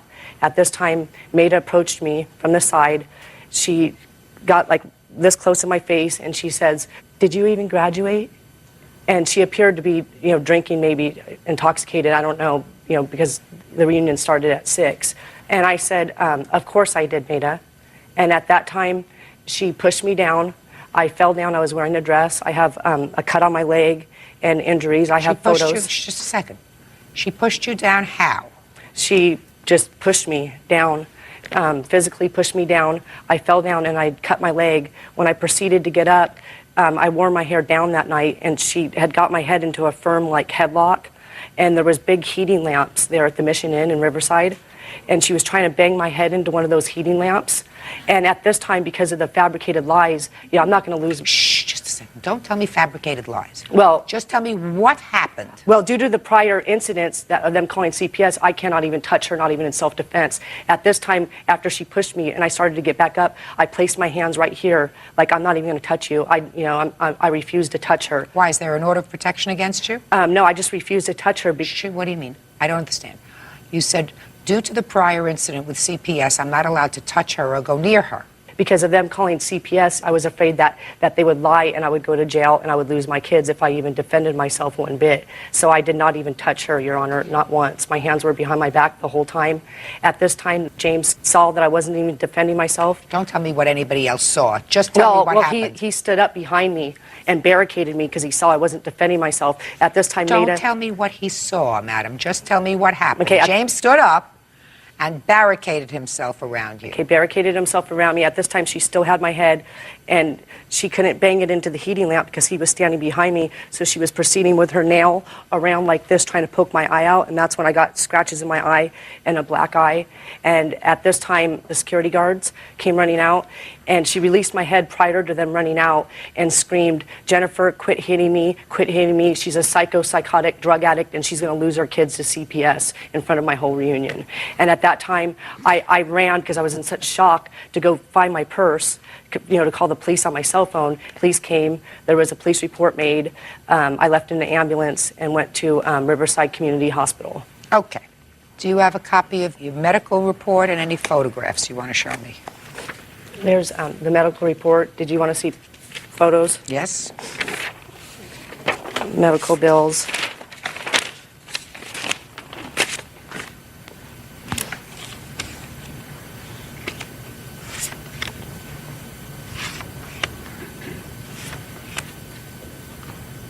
What are you showing me in this picture with your hands together like this? That one, I was just showing that I had a bruise on my wrist from where I was holding my wrist, and also to show that I had all my nails on, because if I was fighting back in self-defense, I definitely would not have any nails on. Okay. All right, let's see your version of what happened. It was the night of, I believe it was November 25th, at my 10-year reunion. when I was out on the patio with my friends. We were at 2 tables. James was with us, and she approached us at the patio, and she asked Nancy if it was the smoking section. Nancy replied no, and she ignored Nancy, and she kept talking to James, who was clearly with us. When I got up to leave the premises is when I made a comment about, because I was shocked that she came because she didn't graduate from Norco. She didn't walk in commencement with us. And when I walked out, I made a comment about her not graduating from Norco High. As I was leaving, she pushed me. How did she push you? She just pushed me. You didn't fall over or anything? No. She just pushed you with her hands? Yes. Go ahead. And so I've seen her assault other people, and I was scared, and so I reacted, and I grabbed her by her hair, and I held her against this pole so that I could secure myself. And when she was kicking is when I had to use my left leg to protect myself from her right leg. When Michelle went and got the security guards, that was when they split us both up. She was kicking and screaming, yelling, I assaulted her, which is when she called the police and took the ambulance. Real cases, real people. Judge Judy. Jennifer Craig says her ex-husband's new wife, Maida Kane, assaulted her at their high school reunion. Maida says Jennifer started the fight. Ms. Craig, did you in fact graduate from the school? No, I graduated from Buena Vista because I went to cosmetology school also. Just listen to me. You did not graduate from this school. No. So what were you doing there at a 10th year reunion? I went through Norco High through all my high school years except for my senior year, and I thought about it and I wanted to go. Did you know that they would be there? No, Your Honor, I did not know. Well, did you know that they graduated from that high school? I knew that she graduated from the high school, but I didn't know that she was attending the reunion. If I would have known... But you knew that she went to that high school. Right, and so did I. You're not listening. You knew that she went to that high school so that there was a chance that she would be there, right? Right. So it was really rather foolish of you to put yourself into that situation where there was clearly recent hostility with regard to the children and your former husband and his fiancée. I don't understand why you even put yourself in that situation. It's really kind of foolish to do that. You don't agree with that? Well, Your Honor, I wasn't sure whether they were going to be there or not. Even if you suspected. And I didn't want to miss my 10-year reunion. And I don't. It wasn't your reunion. Yes, it was, because I knew a lot of people there that I went to high school with. And I didn't want to miss my 10-year reunion, and I don't. You keep saying 10-year reunion. It wasn't your 10-year reunion. You didn't graduate from this high school. I can understand you wanting to see people that you went to school with. But as opposed to going there with these people who you had a recent problem with, and you suspected that they might be there because you knew she graduated from there, smart would have been to say, I'll see them at some other time. Did you, in fact, when she came up to you and said, did you graduate from here? I didn't know you graduated, which is something you didn't need to say. It was a gratuitous dig, right? Yes. Unnecessary. All you have to do is walk out, right? Correct. Were you there? Yes, I was. Step up. Were you 2 people there? Yes. Then I don't need the husband. Sit down. I'd rather hear from you. Tell me your name. Nancy. Nancy what? Farrell. Miss Farrow, you were there from the beginning? Yes, when we were outside on the patio and she approached us. Tell me what you observed. Me and Michelle were standing at the chair or at the table. Maida was sitting down. James was at a separate table by himself next to us. James, the blue shirt. The blue shirt guy. And I was kind of bent over talking to Maida when I saw Jennifer approaching us. And she walked up, sashaying, is this the smoking section? None of us are smoking. We don't smoke. I said no. Telling her, like, we don't want you here. Get away. So she still came by and stopped and talked to James. And then that's when Maida got up and made the comment to her. Let me hear. Come on. Let me hear the whole thing. Well, Maida got up, walked by her, and made the comment about, you didn't even graduate, or did you graduate from here? And that's when Jennifer pushed her, and then that's... How did she push her? Just, you know, not like to knock her over, but she touched her. And so that was enough to make, I guess, both of them upset, and they just Oh, it was enough to patted make, each other. it was clearly enough to make the defendants upset. Yes. And then she reacted. Correct. You think, Ms. Kane, that you overreacted? I don't know if you can overreact when you're scared. Well, being scared is one thing, but you precipitated this. I was holding her to defend myself. No, from someone why were that you I defending believe is yourself? She violent. pushed you. Show me how she pushed her again. Right. Didn't fall over, nothing happened. But according to you, you know she's a violent person, so you defended yourself. And you defended yourself by throwing her into a headlock and punching her a couple of times. No, I was holding Punching her a couple of times. Evidently, she fell down. I mean, she has bad bruises over here on her leg. What? Can I say something? Sure. Why About don't this you whole both sit about down? the whole thing and how it started. If Sure. I may. Okay. With regards to what Jennifer was saying about me calling CPS on her and having absolutely no reason and fabricating lies, I'd like to touch that real quick. Maida and I went over to drop my children off after we had them a whole weekend on Sunday. We pull up and she's out in the front yard with her boyfriend, the father of her child, her other child, kicking him, slapping him, slamming his car door on his face. And I told him and her that I wasn't going to leave until she let him go, because obviously he wanted to leave. She wasn't going to let him. At this time, my 2 children are standing in the park with 15 other kids that live in that complex watching this whole thing go on. That's where the understanding comes in. The minute she raised her hands, I wouldn't expect anything less of my wife than to defend herself against somebody that's violent like that.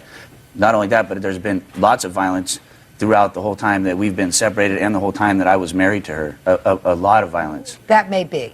Your wife should kept her mouth shut. Well, that's true. Okay.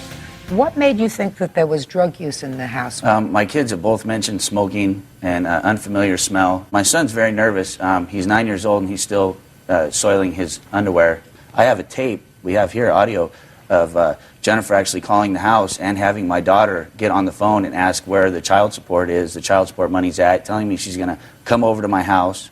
And then actually that night we did tape that. She did come over and she kicked my door in. Sounds to me as if these kids are not seeing very good examples Well, set. we Where have was the the tape child if support? you'd like to hear it. Where was the child support? The child support was pouring in at $800 a month. I'm only $10,000 behind on my child support, and I've been paying child support for 3 years. $10,000 is a lot of money. It is, and I agree with that, and I'm paying it back, as well as still paying currently. Why did you fall $10,000 behind the child Well, support? what happened was I changed careers, and I dropped down to making a very low amount of money that would barely keep me going. I gave her what I could, and I went to court. How long ago did you fall behind? This was 2.5, 3 years ago. In the past 2 years, have you been current in your child support? Yes, I have. They take it out of your salary? Yes, they do. Your Honor, can I just say something regarding about that incident when he was saying that I dropped off the kids? Go ahead. Okay, prior to when I was moving in that night, I had some friends moving me in, and they came to drop the kids off. Well, Joe, my boyfriend, was outside talking to them. I walked outside to see where he was. At this time, Maida flips me off, and I was like, what's up with that? And they're sitting there saying that I'm harassing them, starting a fight with them. And I didn't even do anything. So you're telling me you didn't have a fight with your I boyfriend? didn't even do anything. No, Your Honor. No, listen to me. You're telling me that you didn't have a fight with your boyfriend? No. I'm not sure if I believe that. I didn't. I'm not sure if I believe that. And when I walked out, she had flipped me off in front of my children. Maybe she did that, but I'm not sure that you didn't have a fight with the boyfriend. No, Your Honor. Mm-hmm. Ever smoke marijuana in your house? No, Your Honor, I do not. I smoke cigarettes, and that's it. See, prior to this... Shh, don't say see. He had... Shh, listen to me. Is what you're telling me that you've never smoked drugs in your house? Yes, Your Honor, that is correct. He had a hair follicle drug test taken on me in court that I had passed. I don't use drugs, and he just fabricates lies because he has child support. Her and her mother got in an argument, and Jennifer's mother wasn't allowed to see the children. And Maida and I had talked about that, and I said it's not right because she's done it to everybody in my family. She's done it to everyone on my side of the family, and she started doing it to her side of the family because her and her mother got in a fight. Her mother was the only stable thing in those kids' life at that point, and I knew that. I was only seeing them every other weekend and once a week, on Wednesdays, and I knew what was going on. So I called her mom and I said, hey, anytime you want to come over here and see the kids, you're more than welcome, blah, blah, blah. Her mother comes over and tells me that she knew she did a bad thing. And I said, well, what's that? Well, she knew that Jennifer was on drugs and went on the internet and got the chemicals that you need to put on your hair to wipe everything off your hair follicles. That was the first person that told me that. The second person that told me that was her boyfriend, Joe, because they were fighting, and he told me, he came over to the house going, I don't know how you dealt with it as long as you did, blah, blah, blah. And I said, hey, to be totally honest with you, I did what I did, and it's over. I found somebody I'm really happy, and there it is. Mr. Kane, just keep a close eye on things. Do you understand me? Yeah, I understand. Good. That's all. That's all I'm going to say. All right, now I have to get to this claim. Ms. Craig, let me tell you what I believe. I believe that the defendant said something that was totally unnecessary to you when she said, either I didn't know you graduated or did you graduate from here. It was a gratuitous dig that was pretty stupid. I also believe that you pushed her after she said it to you. Oh, yes, I believe that you pushed her. I don't believe that you hurt her.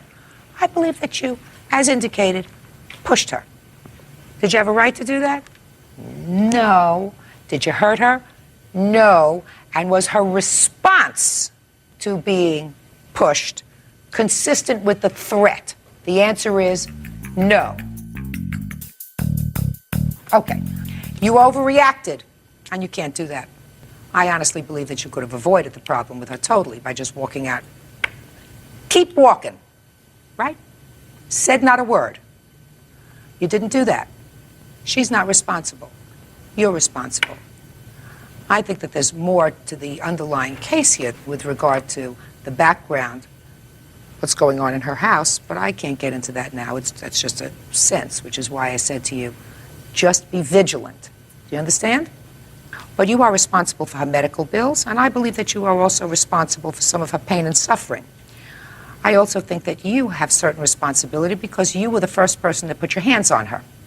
I honestly believe that you pushed her first. I believe that because that would be a natural reaction by somebody who has somebody coming up right in their face and saying something that was nasty. You might not hit her, and I don't think you hit her. You shoved her out of the way. Did not require the defense that you attribute to, well, I knew her history as of being a violent person, so I defended myself. Do you understand? You had medical bills of $1,441.39, and I believe you were probably out of work for a couple of days. And I believe that you had some pain and suffering, and I'm entering a judgment for $3,000. Thank you. Parties have been sworn in, Judge. You may be seated. Sir, have a seat, please. You're Miss Bowman. I'm Miss Bowman, her mother. Okay, but you weren't there. No, I was not there at the time. Why don't you Thank have you. a seat? Ms. Bowman, the defendant is your former boyfriend. Right. Who's going to take his hands out of his pockets as we speak. Very good.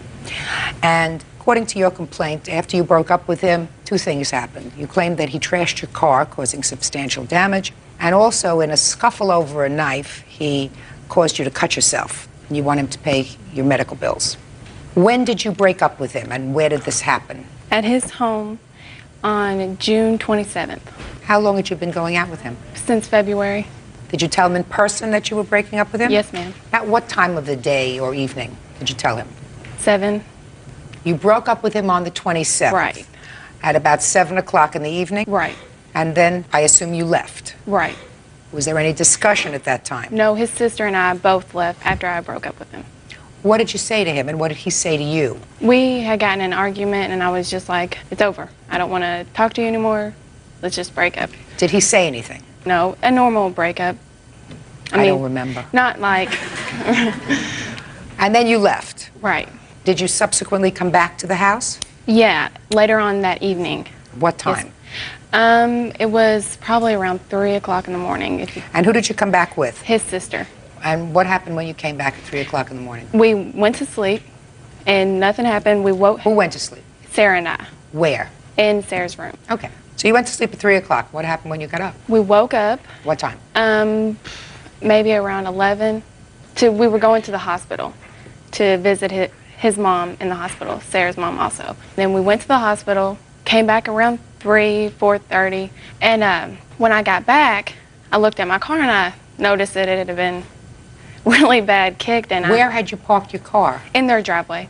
Now, when you left at 11 o'clock in the morning to go to visit his mother in the hospital with your friend Sarah, right. Did you see your car? No, I had not paid any attention to it whatsoever. When was the last time you had actually looked at your car? And no damage had been done to it? Yeah. The day before, on the 27th. What time? 8.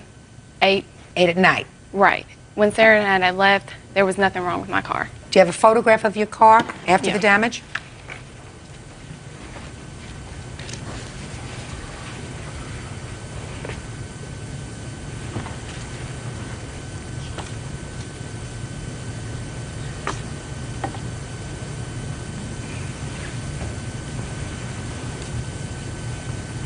That was from a movie, right?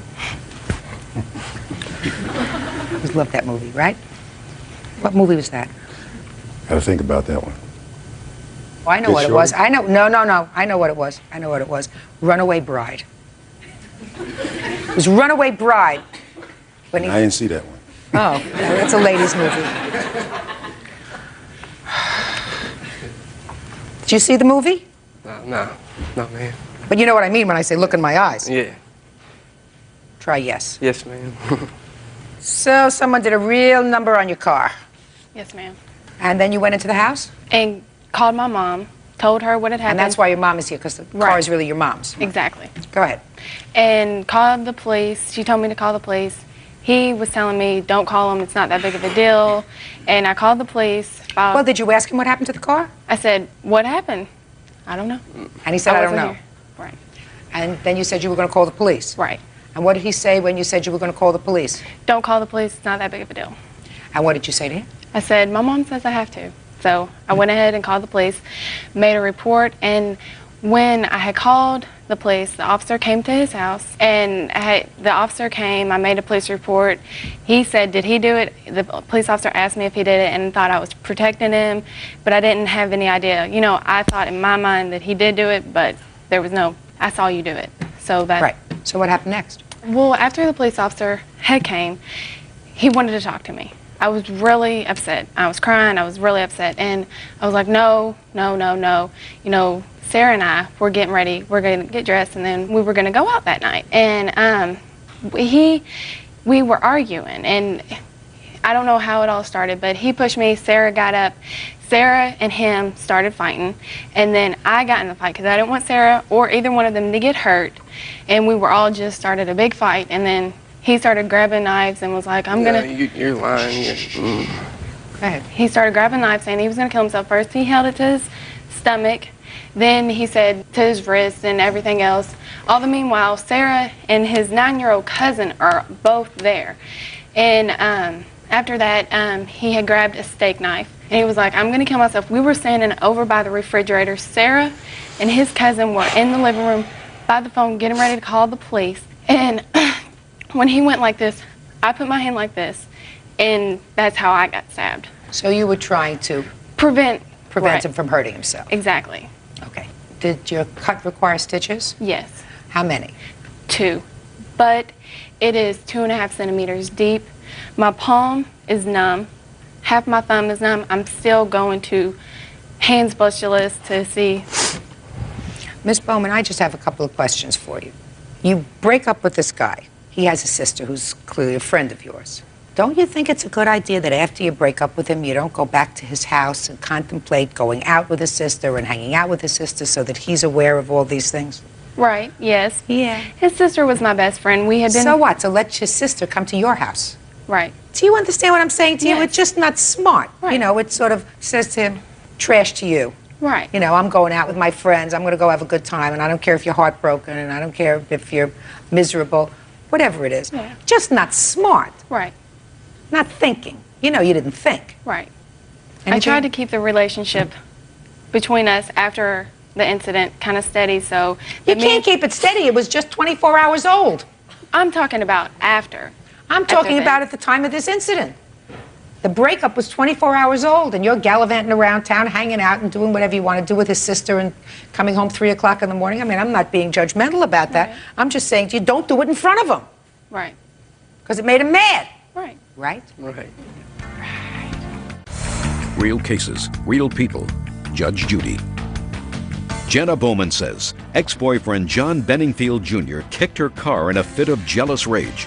Jenna also claims she was cut with a knife when John tried to kill himself. Let us start with incident number 2. Let's hear your version of the knife incident. Okay, well, see, yeah, we was arguing, you know, and... What were you arguing about? Yeah, I really can't remember. But we was arguing and stuff, and I was like, well, I'm just going to leave. You know, I'm just going to get out of here. And she was like, well, why don't you go kill yourself? Or why don't you go kill yourself? Or something like that in that area. Me? In that area. And I was like, well, do you want me to? Because I was just so mad, you know, and so frustrated. What were you mad about? Just because we broke up, you know. And I did like her, you know, kind of a lot. We went out for, 6 months? And, you know, I mean, that's the pretty longest relationship I've ever been in.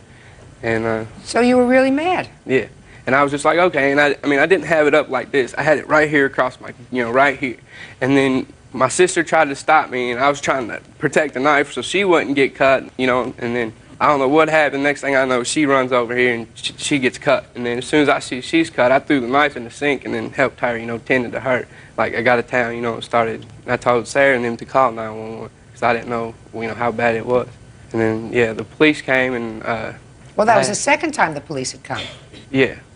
Police came twice. The first time they came about the car. Yes, ma'am. And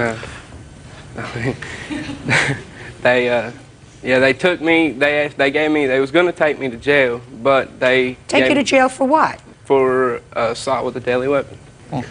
Because I guess she was going to press charges against me, but they ended up didn't, and then took me to rehab. Well, she really assaulted herself with the deadly weapon that you were holding. Yeah. Right.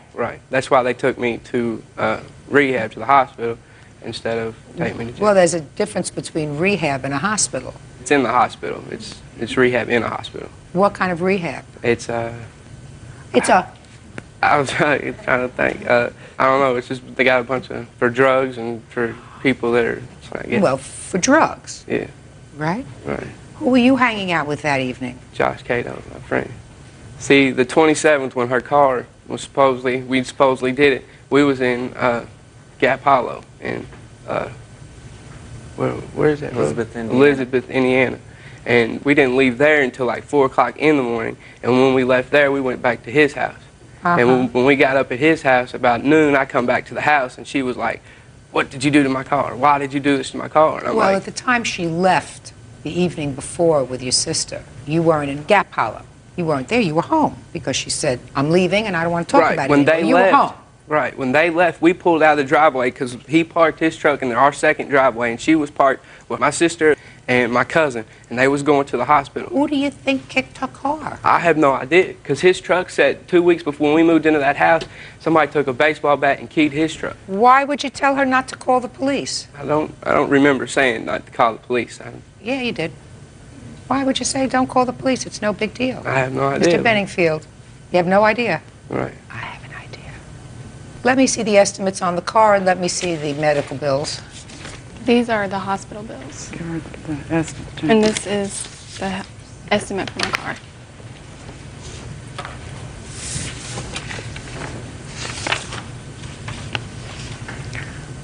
Don't you have insurance on this car, Miss Bowman?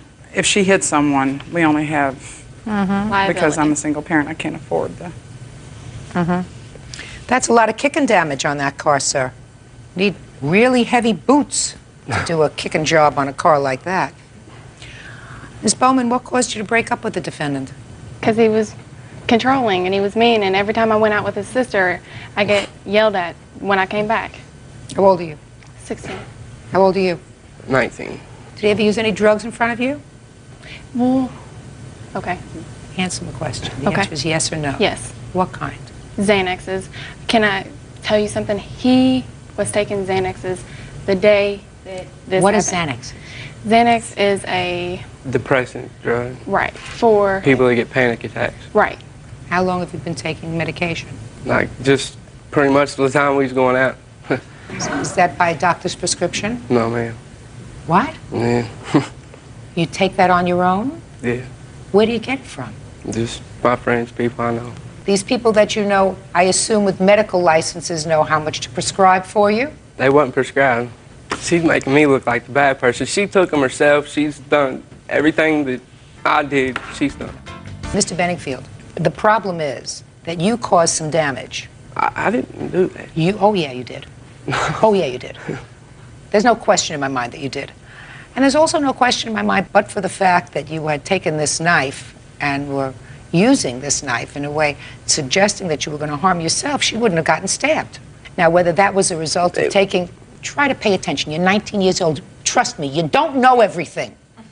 You think you know everything. Maybe you think he knows everything. You think you know everything?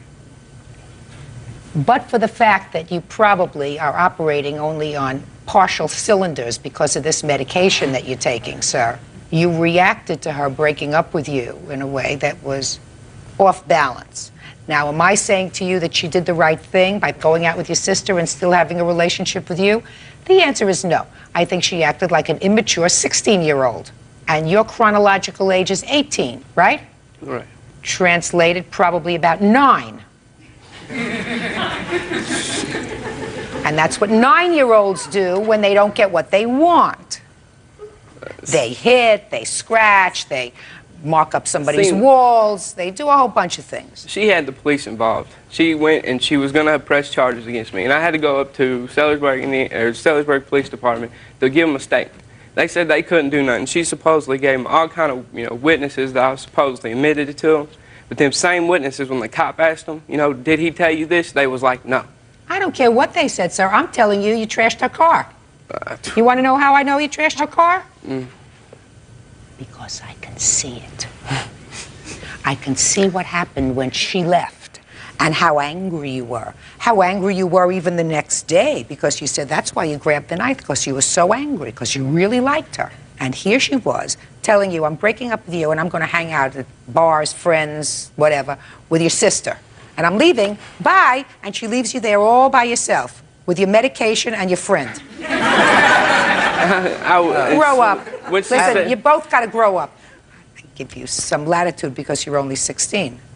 You're 19 and no genius, but you're going to pay for the damage. Judgment for the plaintiff in the amount requested, which well exceeds damage to the car and your medical bills, $5,000. That's all. Funds are excused. You may step out. I think it was a great decision. It's crap that she can see these things. 2 girls told me he kicked my car and that he had a new girlfriend, but I wasn't worried about the new girlfriend. It was just a coincidence. We was trying to work everything out when all this was going on, and then I just got tired of waiting, and I started with this other girl that I know. Finally now, she knows.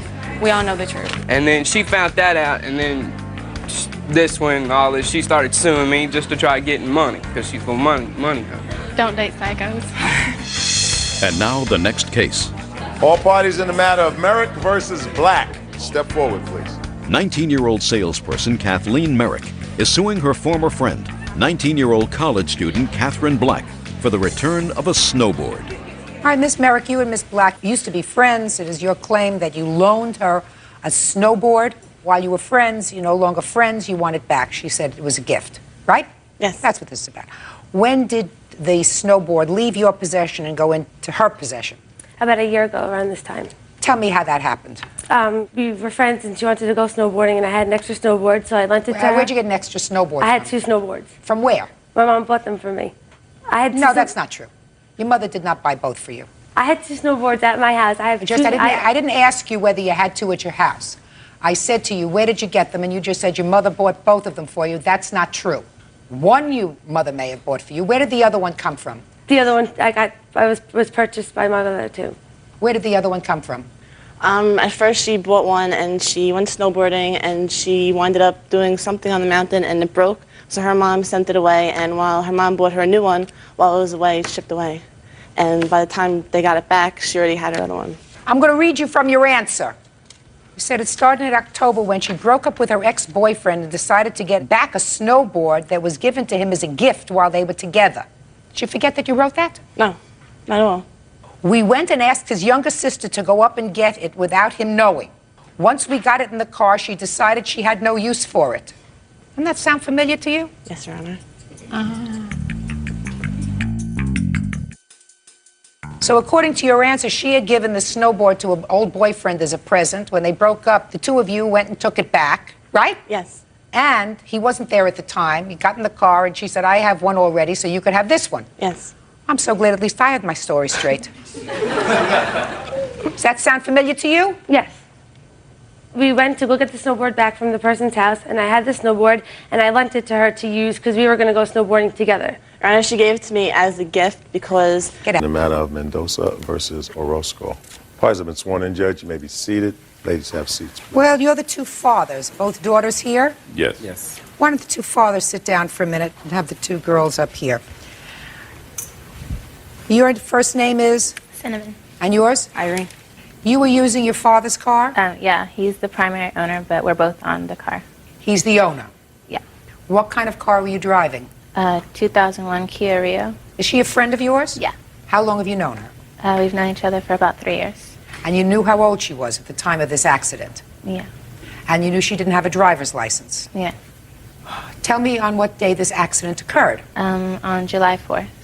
And you tell me in your own words how she came into possession of the car, of your father's car. We were riding around in Chino, where her father lives, and just looking around different stores. And then I had to go to work, and I had like a whole bunch of my clothes in the back. And we had like both of us come up with the idea of, well, since I'm at work and I don't get out till like way early in the morning, she said, well, maybe I could take the clothes to my father's house. And I said, okay, that sounds fine. I trust you. And so I gave her the keys to the car, and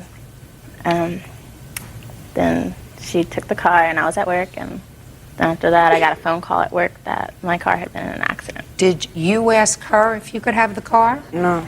It was a mutual decision that if she drove to work, and I would drive the car back to my father's house. Did you have any discussion about you not having a license?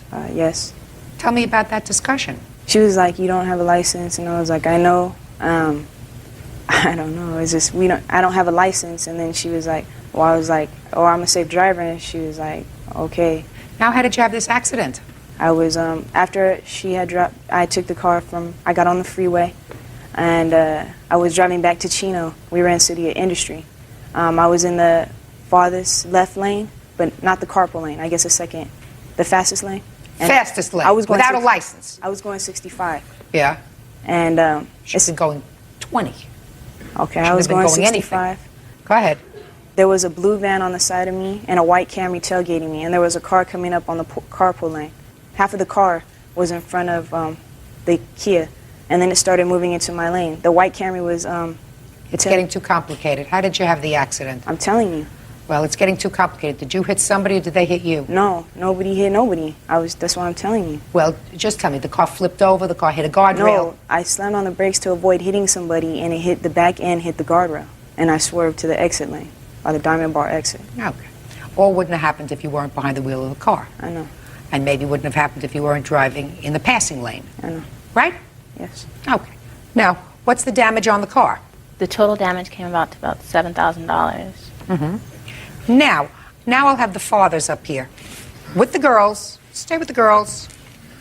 Mr. Roscoe, you are divorced from your daughter's mother, is that right? Yes. Who does she live with? Her mother.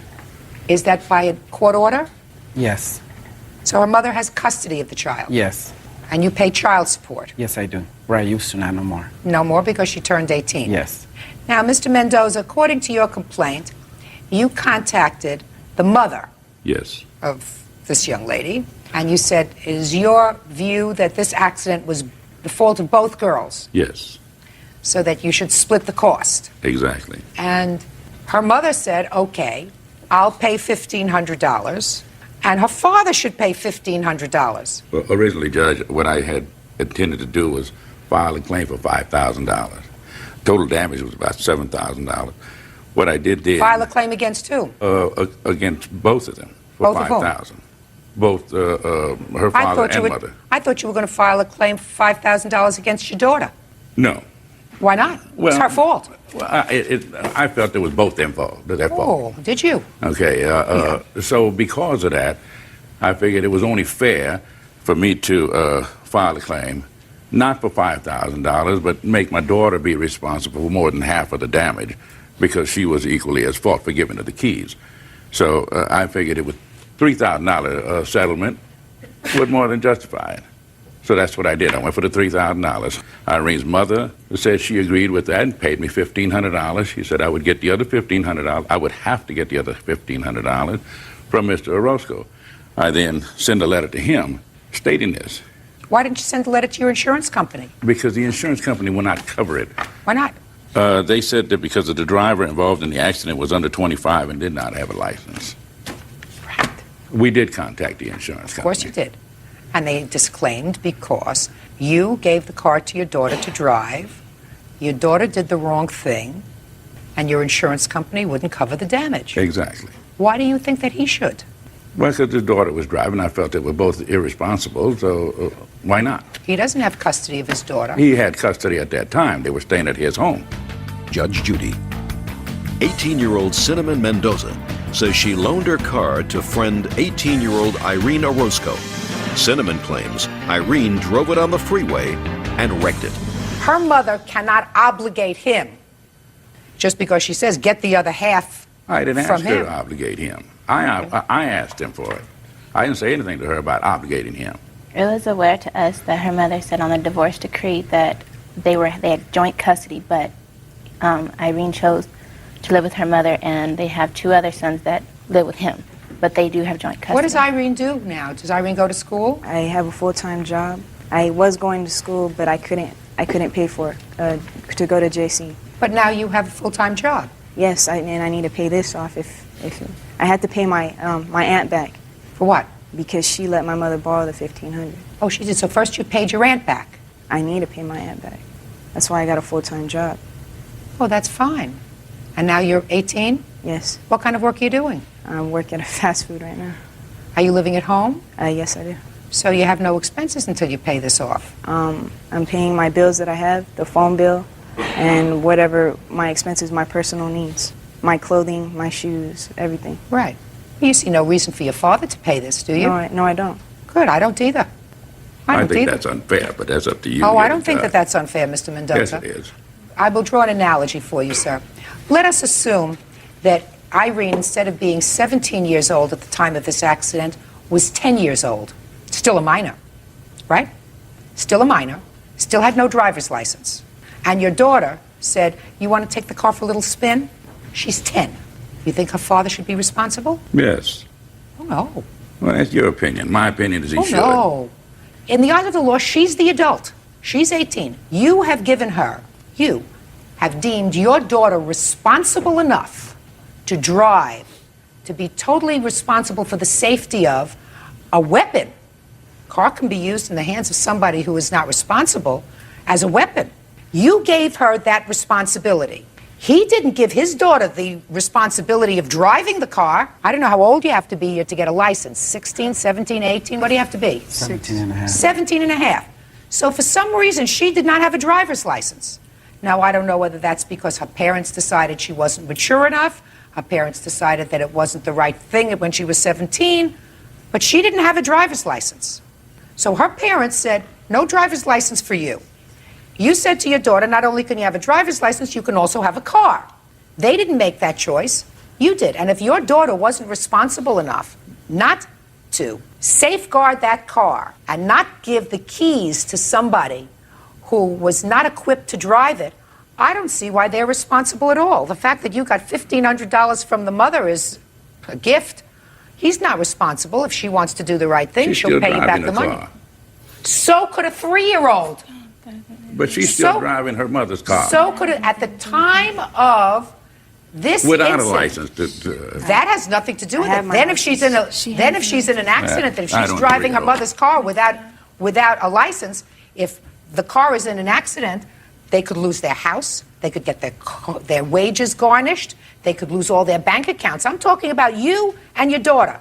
You felt as if your daughter was responsible enough so that you could give her a brand new 2001 car and said to her, this is yours, be careful with it, be responsible with it. She acted irresponsibly. He did not give his daughter permission to drive that car. In effect, you did, because your daughter was acting as your agent. So I think that if you want to do the right thing from your now full-time job, you will see to it that your friend gets her money so that she is not responsible for these damages anymore. The fact that the insurance company disclaimed, there's a good reason for that. The insurance company disclaimed because they said you had no right to give an underage, uninsured person the keys to the car. I say the same thing. This case is over. Parties are excused. You may step out. She came home and said she had an accident, and first she told me it was her. He should have taken responsibility, never handed the keys to my daughter. It caused a lot of tension, but we're still friends. I mean, it's money. We're not. Money's an object, friendships, forever. I was just happy that she's alive. And now the next case. All parties in the matter of Smith versus Smith. Step forward. 60-year-old singer Myrna Smith is suing her daughter-in-law, 33-year-old computer specialist Candy Smith, for an unpaid loan to hire an attorney. Mrs. Smith, the defendant is your daughter-in-law. Yes, she is. According to your complaint, there came a time when your daughter-in-law needed some money. She needed some money for an attorney because she was going to be involved in a custody dispute with her former husband. You have 2 children from your prior Correct. marriage, and you loaned her the money, Yes. $5,000. And it is your claim that she has not repaid you. She has not repaid. And your daughter-in-law believes that she has the right to offset that money, and she's going to explain that to me. When did you make this loan? I made the loan May 1st, 2000. Do you have the canceled check? Yes. Can I see it, please? And this is also my statement.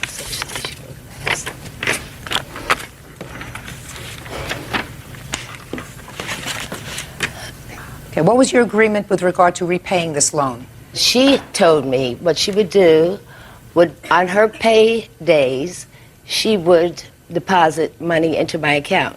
However, that did not happen, so finally I went to my son and I asked when she would start making the repayments, and she decided that she would make the payments, but she wanted to put them into my savings account instead of my checking account, and I felt she had no right to know what was in my savings account. And she was very inquisitive about my money and how it was spent. Okay, and as of today's date, you have received no money from this $5,000. And you acknowledge that, but for your defense, you did not repay this money out of paychecks or anything else. No. Okay, now I'll hear your defense. Actually, what happened was that at this time, when we had moved into the house, she had given What me... house? We had purchased a house together. She had actually sold her previous residence, and she had used the down payment to purchase a house so that we all can live together, and we were sort of helping each other out. And help yourselves as well. Right, and help All right, ourselves. so what was the arrangement? She put the down payment on this new house. Correct. How much was the down payment on the new house? $100,000. She put down the $100,000 on a house that you were all living in together. Correct, it was under my husband's name. Was there a mortgage on this house? Yes, there was. How much was the mortgage? $185,000. And I gather from your papers that you and your husband make the mortgage payments. Correct. How much were the mortgage payments? $1,703. $1,703. And how many people from your family, you and your husband, you have a child together? Yes, we have 1 child together and 2 children from my previous marriage. So there are 5 of you all together. Correct. And how many people, other than your mother-in-law, were living in the house? The grandmother and also the uncle.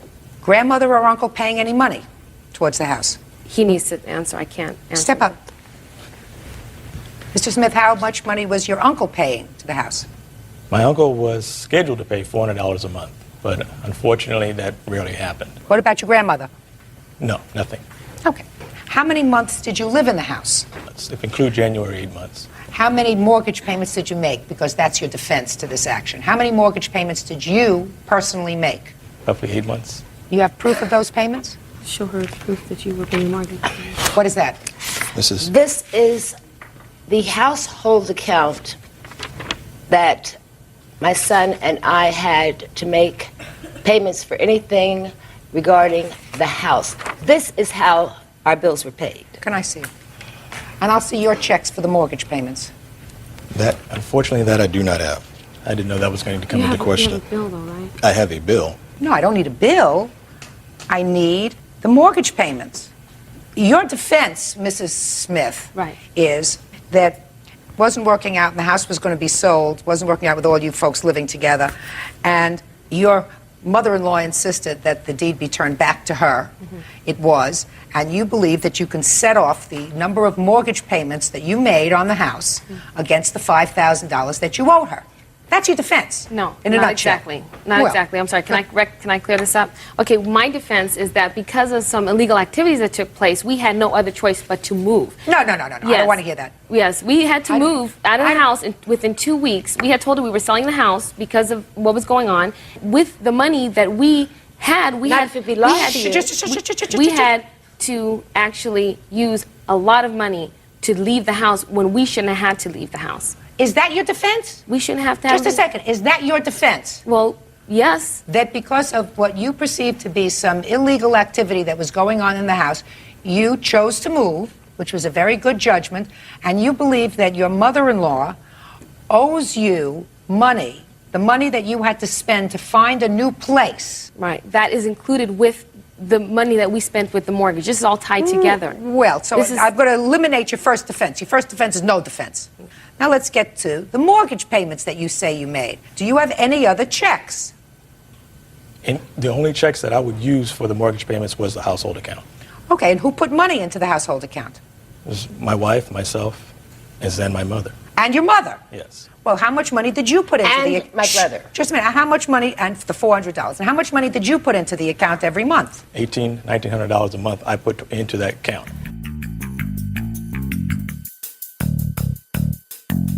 Now, my next question to you is the house was sold. Actually, my son went and got a $20,000 loan that I didn't know about. Loan for what? Against the house? Yes. Did you get a $20,000 loan against the house? Yes, I did, ma'am. Did you pay it back? I didn't have an opportunity to. No, did you pay it back? I was paying the loan back to the people that I got the loan from. Did you put in any money towards the down payment? Towards the down payment, no. So she has $100,000 in the down payment. Right. Right? Correct. She has $100,000. You have Zippo.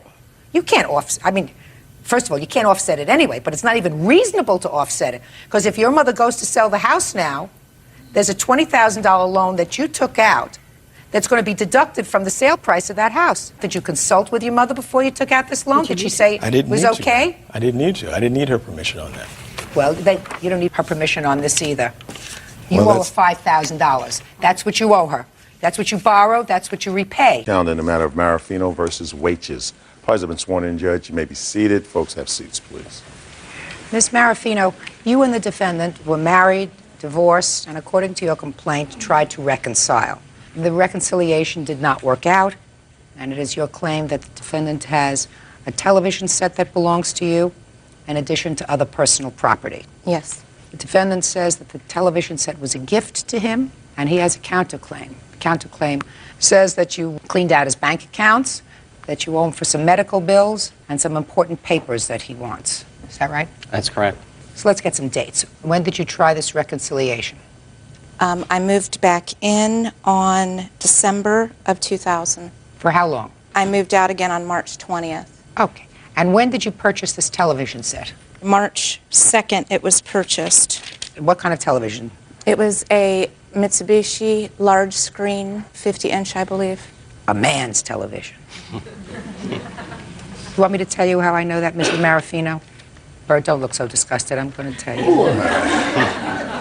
I have a lovely living room in my house that I spent a great deal of time trying to make just perfect. Right in the corner as you walk in is this monster 55-inch television set that is the ugliest thing I ever saw. It's not mine. This one's mine, Your Honor. Okay. So tell me the circumstances surrounding you purchasing it. We discussed it, and I said that I would buy it, and I bought it. There was no mention of a gift. It was not a gift. It's not true. Just a minute, I'll get to you in a minute. At that point, you were living together as a family. Is that right? Correct. We were not married at the time. I understand, but you were living together as a family. Yes. How are the bills being handled? My income and his income went into one joint account, and they were paid out of that one account. Is that correct? That's correct. Okay. Where did the money come from for this television set?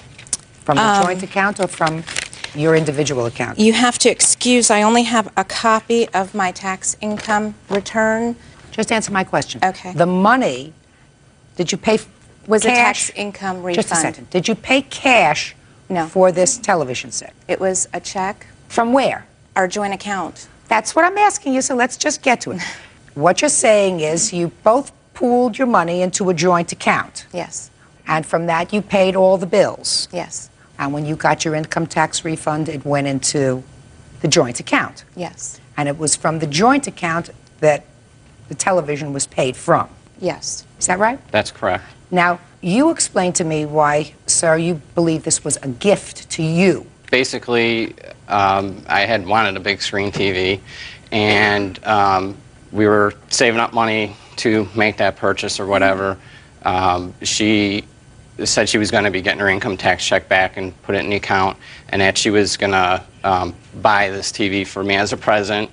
And eventually we were going to save up some more money, and the agreement was that eventually I would we would purchase a hot tub, basically. That's what she wanted. Did you get a tax refund that year? Did I get a tax refund? Yes, it was after we had separated already. Let's say, sir, that this was not a gift to you. This was something that was purchased for the household. For the household. Okay. Then you would have to distribute the property. Now, let's say this came out of joint funds. Mm-hmm. But you kept the property, right? That's correct. And it's brand new property. It's not something that was purchased 10 years ago. That's correct. You got to pay for it, unless you want to give it the television set. That's correct.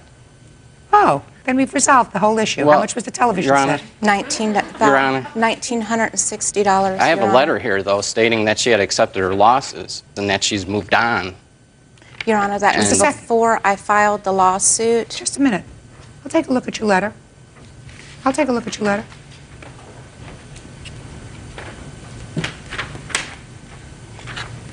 That was a letter I received a few days after she had come and taken everything. You mean you want me to read the part where she says, I've cut my losses with my possessions and have moved on? Right, correct. Give her the money for the television set, sir. You watching it? You watching it? It's in your house? Yes. Then you pay her for it. It came out of a joint account.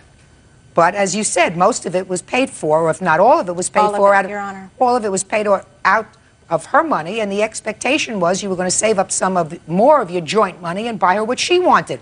The relationship terminated before that, so she never got her end of the deal, which was our hot tub. Right? That's correct, but... Good! Okay. $1,960 television set. Personal property. What kind of personal property are you talking about?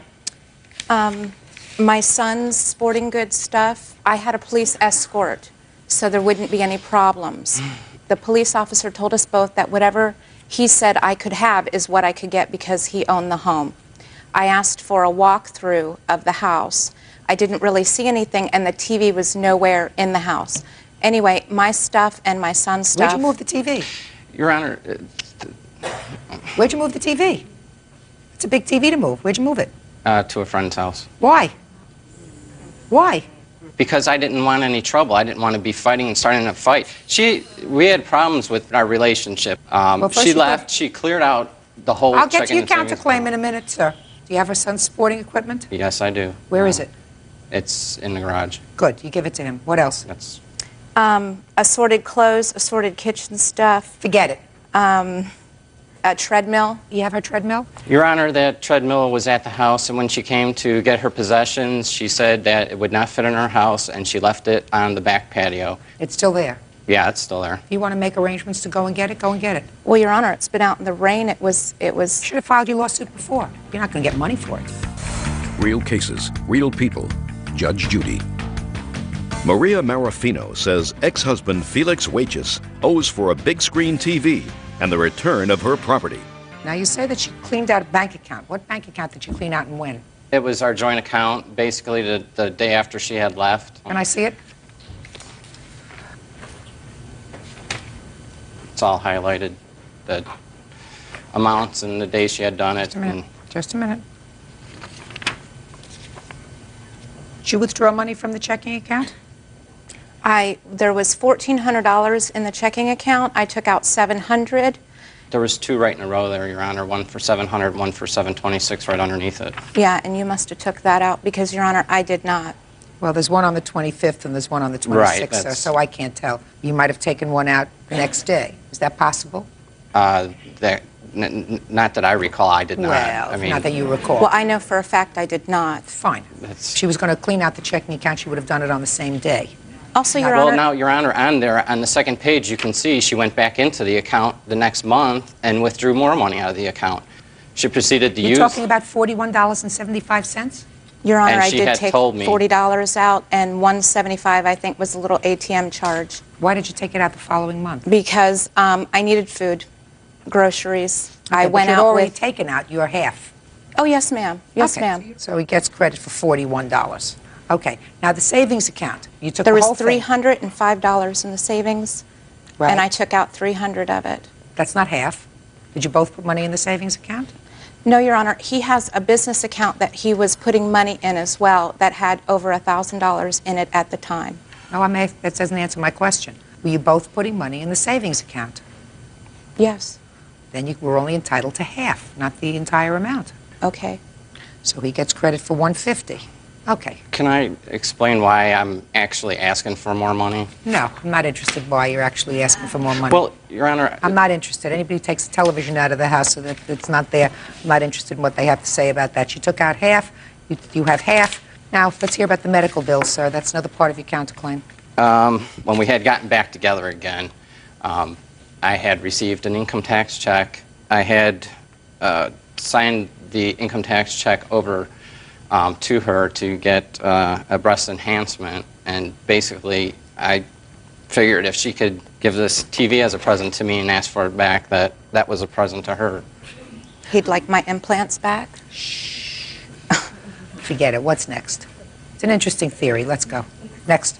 Papers. She has papers from the house, mortgage papers and everything like that. Is the house in your name? Yes, it is. Those his papers? Yes, ma'am. Give them to him. This was in one of the garbage can bags that he packed of my stuff. It's not They're all very there. organized. 191. So $1,769 for the television set if he's going to keep Your it. Honor, it's out of a joint account. I don't understand that. Is it back in your house? Yes, it's in my house. You moved it back. Yes. Pay for it. Even It's listen just- to me. Listen to me. Even if I take what your excuse for this television set was as gospel, the agreement was that since she was getting the money at that point, and you want, I'm speaking and you're not receiving, Okay, I'm hearing what you're saying, Your Honor. that the television set was going to be purchased first, and then when you got your money, your tax refund, you would purchase the hot tub with your money that would go into the joint account because that's what she wanted. Well, that contract was never fulfilled. It was never fulfilled because I'm speaking and you're not receiving. You're going to try to talk around me, over me, through me. It's not going to work.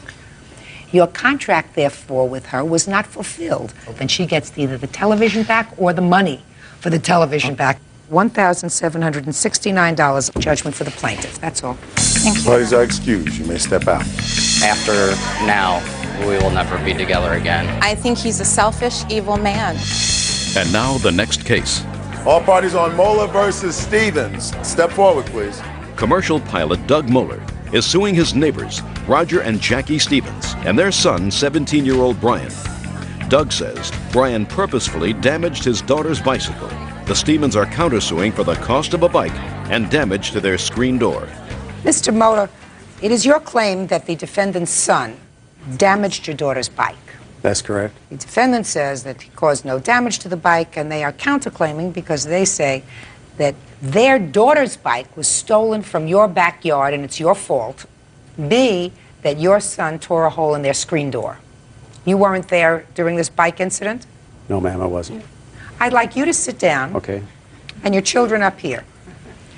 Now, you weren't present either, is that right? Correct. So you can sit down, leaving the alleged perpetrator standing. When did this happen? Around midsummer last year. Tell me about the day. We went over to see my cousin that we always play with. You have to speak up because I can't hear you. Tell me your first name. Timothy Moeller. All right, Timothy, keep your voice up. You hear the way I'm talking? Yeah. Try to do it. Okay. Good. Okay, go ahead. Brian started jumping up and down on the bike.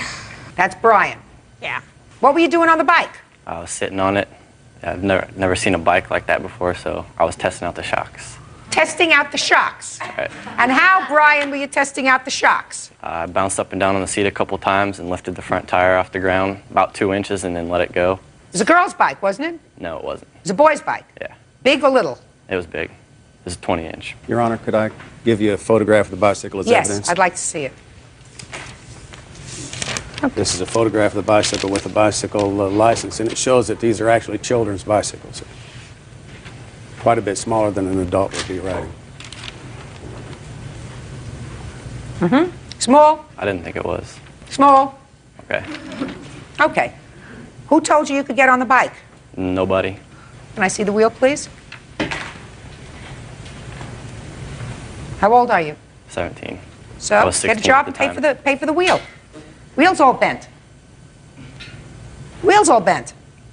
Would you step up, sir? Okay. We'll make very quick work of this part of the case. Your son got on a bike without permission, tested out the springs, didn't ride it the way it was supposed to be ridden, and they say as a result of that, the wheel was broken. So? Well, according to my witness, my daughter and my son, when he got off, it was still on the kickstand. She got back on it. She rode home on it. We felt that if he had done it, she would have went home. If she'd have done it right then, she'd have went home and told her father, hey, Brian just damaged my bike. But the story that we got is that the next day or so, he noticed the damage, came to the children and said, what happened to your bike? We're not sure. We think maybe when Brian was on it, you know, and so we just don't feel that he did it. It may have happened later. And, well, what you feel is irrelevant. Okay. Relevant facts are he got on a bike without permission. He was testing the shocks. Okay. He's a big boy. He jumped up and down. I mean, at least he's telling the truth. Now, when you went to ride the bike home, did you see anything different in riding the bike? The bicycle wheel was rubbing up against the side of the bike. And did you feel that before he had gotten on the bike to test it? No, ma'am, I didn't. Okay, so now I need the bill. I mean, it's not malicious, it's not terrible, but you pay the bill. $106, is that what it cost? Mm-hmm. Good. Now, let's get, what? Your Honor, could I speak for just a second, please? Sure. What we've heard here is in a large part a fabrication. In fact, I'd like to call Michelle Stevens as a witness, if I could, please. Just a second, sir, you just won your case. Why do you have to call Well, anything? I know, but there's a little bit more than $106 involved here. What? It cost me $27 to file this in small claims court in Wichita, Kansas. Oh, okay. And there was more damage to it than just the wheel. The handlebar extensions were damaged, the pedals were damaged, the bicycle seat was torn up. I asked for the bill to fix Yeah, it. you got the bill. You That's got correct. the bill, $106.40. That's correct. That's the bill that you gave me. That's correct. So? Well, I guess that's the end of the story then. That's the end of the story. All right. You just Okay. won. Sit. Very good. This is not a major toxic waste pollution case. I understand. A bent bicycle wheel. All right, let me get to the bottom line of your case, which I've read. Let me see if I understand it. Your daughter was playing over at their house. The plaintiff wanted to go someplace. And according to you, he said to the kids, why don't you just put the bikes in the backyard? The daughter put her bike in their backyard. The bike was stolen. And based on that, you believe it's his fault. His responsibility. No, that's wrong. How old is your daughter? 13, So she had the capacity to say, I'm going to go put my bike in my garage? which she did. And he said, no, just put it in our backyard. We won't be gone very long. And both of the girls' bicycles got stolen. You want to go further and tell me about this torn screen? This is just When did that what I happen? get from the kids. This was last summer. Did you tear the screen in Mr. Stevens' house? No, ma'am. You have a witness with regard to the torn screen? Yes. My I'll son. hear you, Brian. I was inside the house, and these two kids and my sister were inside, and I was trying to watch TV, and they were being loud, so they went outside. I locked the door, so they were locked out. I heard a noise at my window, and I opened the curtain, and Timothy was there with a stick poking a hole through. Did you poke a hole through the screen? Uh-uh. Did you replace the screen? No, but I have an estimate to have it replaced. You went through a whole summer with a screen with a hole in it from a stick? Yes, ma'am. Get a patch. I can understand why you're aggravated, but it's unfortunate that people who had a rather pleasant relationship have any tension because of this. That's your fault. They're all a lot younger than you are. So the first thing that happened was you locked your sister and her two friends out of the house because you wanted to watch television in peace. Is that what happened with the screen? Stupid. Then you got on a bike, jumped up and down on the bike, not your bike, and bent the wheel. Bent the wheel. Also, stupid. As a result of that, two families, which had, I assume, gotten along reasonably well together if you let your daughter go with the plaintiff before, have any kind of friction now. Very, very stupid. Judgment for the plaintiff in the amount of $133. This is Morris. President sworn in, Judge. You may be seated. Young lady, have a seat, please. All right, this is a little complicated. Let me see if I can simplify it. Ms. Dawkins, according to your complaint, about a year ago, your boyfriend was arrested and was incarcerated. The defendant was a friend and also was a paralegal by trade. You claim that you paid the defendant $2,500, that she said that she had an attorney who would be very good for your boyfriend, and that the $2,500 was a retainer. And then later, when he was given a public defender, she said that she would work with the public defender to file motions and do other things in her capacity as a paralegal. Is that correct? Yes. Subsequently, you found out from the attorney, the public defender, who had been assigned to represent your boyfriend, that he told her to stay out of it and not do anything. So you want your $2,500 back. Right. Is that this case? That's it. Ms. Morris says that the $2,500 was in fact paid to her, but it was for the return of a loan. Now, first tell me, just my own information, what was your boyfriend arrested for? It's for a murder. He's still in prison right now. And he still has a public defender. Right. Did the attorney who Ms. Morris said that she had that would be very good for your boyfriend, did he ever appear in court? No.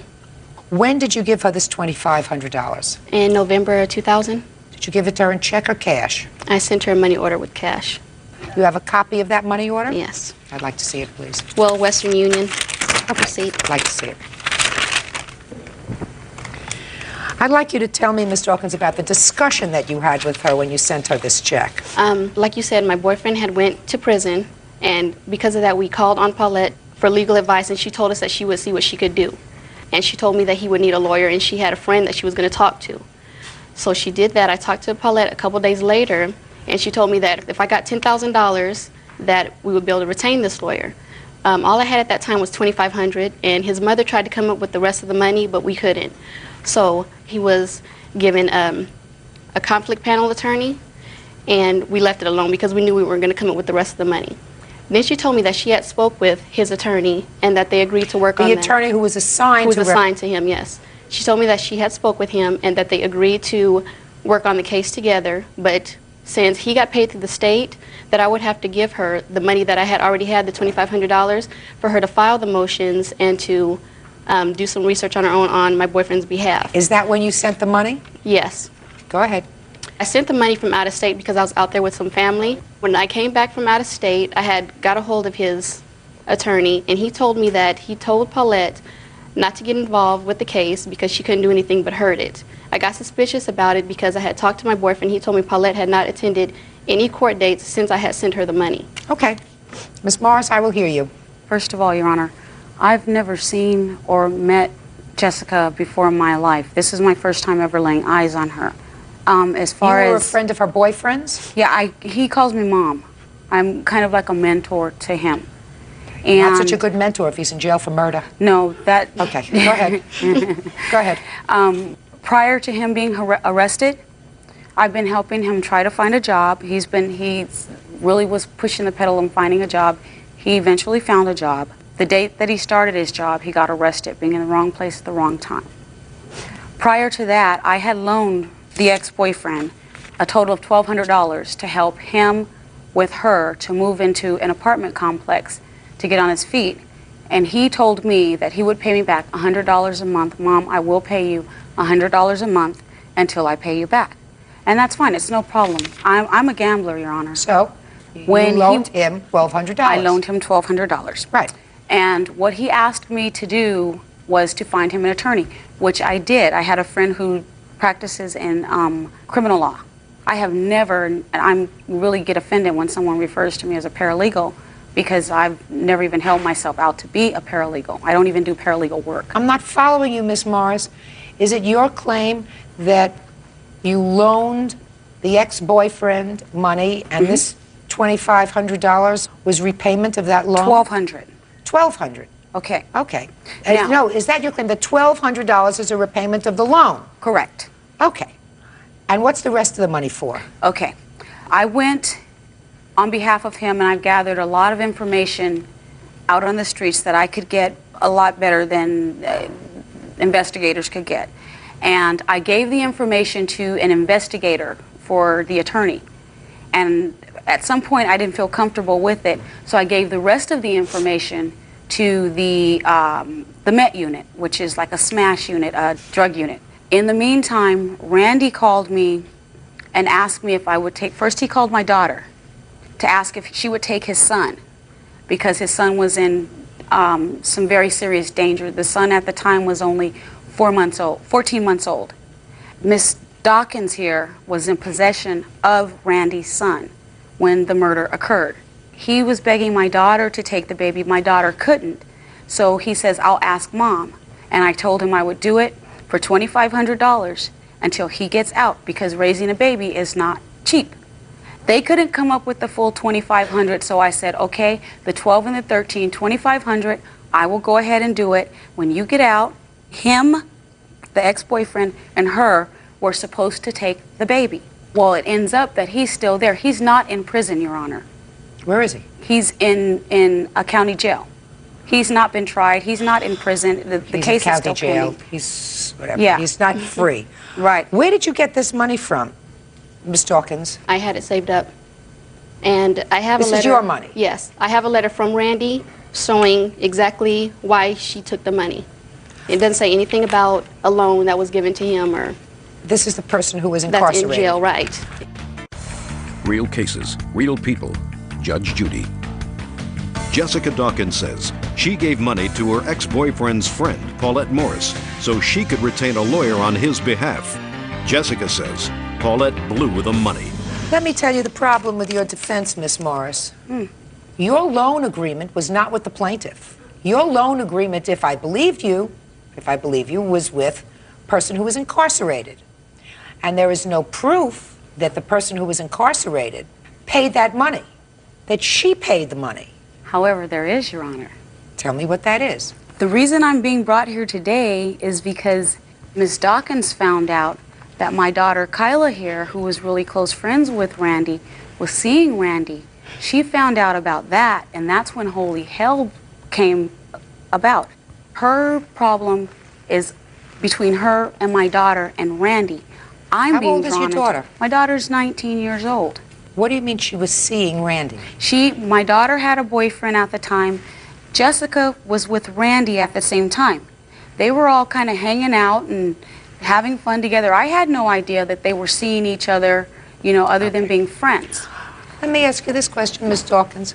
Did you ever have a telephone conversation with the defendant? Yes. When Several. did you have that telephone conversation? I've had several conversations with her. Relative to the $2,500? Probably around June or July that I spoke with her and asked her about the money. What do you mean asked her about what? Because this is when I found out. This is when I had got back and I had spoke with Randy. He told me she had not been to his court dates since I gave him the money. He hasn't heard from her. So I had called her up to see what was going on with that money and why she wasn't doing what she promised. And that's when she told me she had the baby, and I have never had custody of Randy's son, ever. Who asked you to send this money? She asked me to send this money to her. Did you speak to Randy first? Yes, but he did not tell me to give her the money. I didn't speak with Randy that much because they're collect calls. I can't speak with him that much. I spoke with the defendant, and she told me she would need the money to file motions and do research. Miss Morris, where is this child now? The child is residing with me. In January, I will be adopting the child. I have a letter here from Randy as well, asking the judge court, and it is in the papers as to him wanting me to take the baby.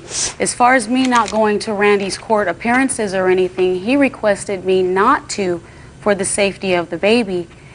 Well, this letter does not give you the ability to adopt the child. No, I have. It does not give his consent. I have the.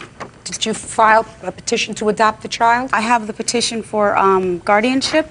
Guardianship is not adoption. No, the laws have changed within 1 year. In January, the adoption procedures will be Will start exactly. Can start. His parental rights have to be terminated. Terminated Where's within the mother? 1 year. The mother is in a youth halfway home. She just got out of juvenile hall. Are you paid any money by the state? Now I Ms. am. Morris? Yes, I am. Let me finish. There is a procedure that is used in this country. It's called kinship foster care, or foster care with someone that you know. So the state gives you money every month for taking care of the baby. How much do you receive from the state? $406. And how long has the child been with you? The child has been with me since January 2nd. I began receiving payments in about March. So March, April, May, June, July, August, September, October. So you've received 8 payments? Approximately, yes. Is that right? So you've received $3,200 so far. So this money that you say he's supposed to give you for taking care of the child, you have been reimbursed for taking care of the child. Oh, by yes. the state. I had no choice. By the state. Right. By the state. And what happened was when the child was brought to me, the child came to me with just a shirt, a dirty diaper, and a bottle.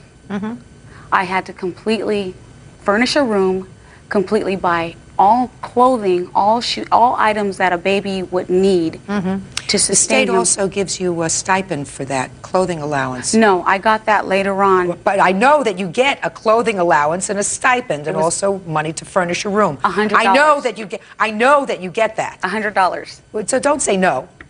You do. You get $100 for what? a year For what? for a clothing allowance. Okay. Well, you get $400 a month. The child that age doesn't eat $100 a week. No, he doesn't. Okay. But the child wears diapers. The child had bottles. Right. The child needed clothing. Right. The child has daycare. I work.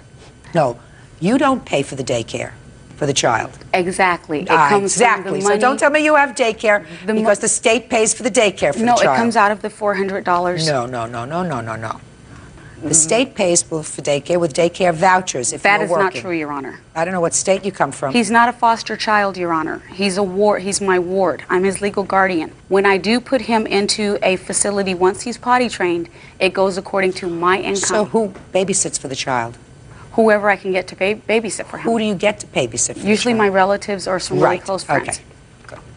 And I also, gotcha. Your Honor, here... I gotcha. Okay.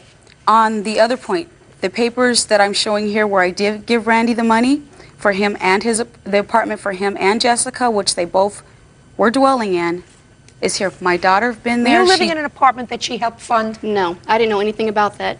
If she helped Randy fund an apartment, then Randy needs to pay her back. Right. Did right. she reside I did in the not know. apartment? Doesn't make any difference. I didn't know anything about any The money that loan he was gave not her. made to her. The loan was made to him. If you had a misjudgment, Miss Morris, with regard to person to whom you made a loan, you can't visit that on her. And there is no proof that the money that she sent you, the $2,500, came from Randy. I know it didn't come from Randy. Well, if it didn't come from Randy, it has to go back to her. And if he ever gets out of jail because you say he was in the wrong place at the wrong time, then I assume that he will be acquitted of these horrendous charges. And at that time, I assume he'll pay you the money back that he owes you. But that's not her responsibility. Judgment for the plaintiff in the amount of $2,500. That's all. Thank Parties you, are Your Honor. excused. You may step out. I honestly believe that it was behind jealousy because of my daughter and her ex-boyfriend. There are plenty of men out there. I don't need to hold on to someone that's in jail that's going to mess with someone like that. And now the next case. All parties in the matter of Luster versus Fair, step forward. 22-year-old makeup artist Kelly Luster is suing her ex-boyfriend, 33-year-old general contractor Herbert Fair, for unpaid credit card charges and for the balance of a computer. Miss Lester, according to your complaint, the defendant is your former boyfriend. Correct. And there was a time when you allowed him to make purchases on a credit card. Correct. When you broke up, you put a stop on that credit card and said that you no longer wanted him to be able to make purchases on it. And the next day or something, he made $677 worth of payments on the credit card. You say that there have been no payments on that amount, and you want him to pay you that amount because you're not together anymore, and you don't want to be bothered with him and come chasing him, and the bank is looking for you, and it affects your credit. Correct. In addition, you allowed him to purchase a computer on your credit card. We opened up a gateway account, and it was under my name because I had good credit. And we paid the payments together. We lived together for about 3 years, and the payments were fine. We paid them together. And as soon as we broke up, I was paying the payments, and the computer remained at his house. He agrees that he put that money on the credit card, $677. I do. And what's left on the computer is what? The amount is $1,357.88. Now, Mr. Fair says he did pay for a substantial amount of the computer, and he does acknowledge that there is an additional amount owing on the computer. His defense is that he made some sort of a loan for some plastic surgery that you had. It doesn't matter what the loan was, Your Honor. I just basically... He loaned me money. I lent her money. I just... Well, that's what you say in your answer. doesn't So you matter want what to tell it me is. about this loan that you say negates the $677, as well as the $1,357 that's left on the computer that is in your possession. This is true. Well, tell me. Well, What basically, loan did you know, make her? I gave her a loan. It doesn't really matter what it was. I mean, I was with her for 3.5 years, and I was basically, putting her through school and doing some things, for her. And basically, I felt that I didn't have to make the payments no more on the computer because of so much money that I had invested into this relationship Your Honor, as well. Your Honor, I paid him back the loan that he gave to me. So that has nothing to do with the computer. I paid him back every single dime that he lent me.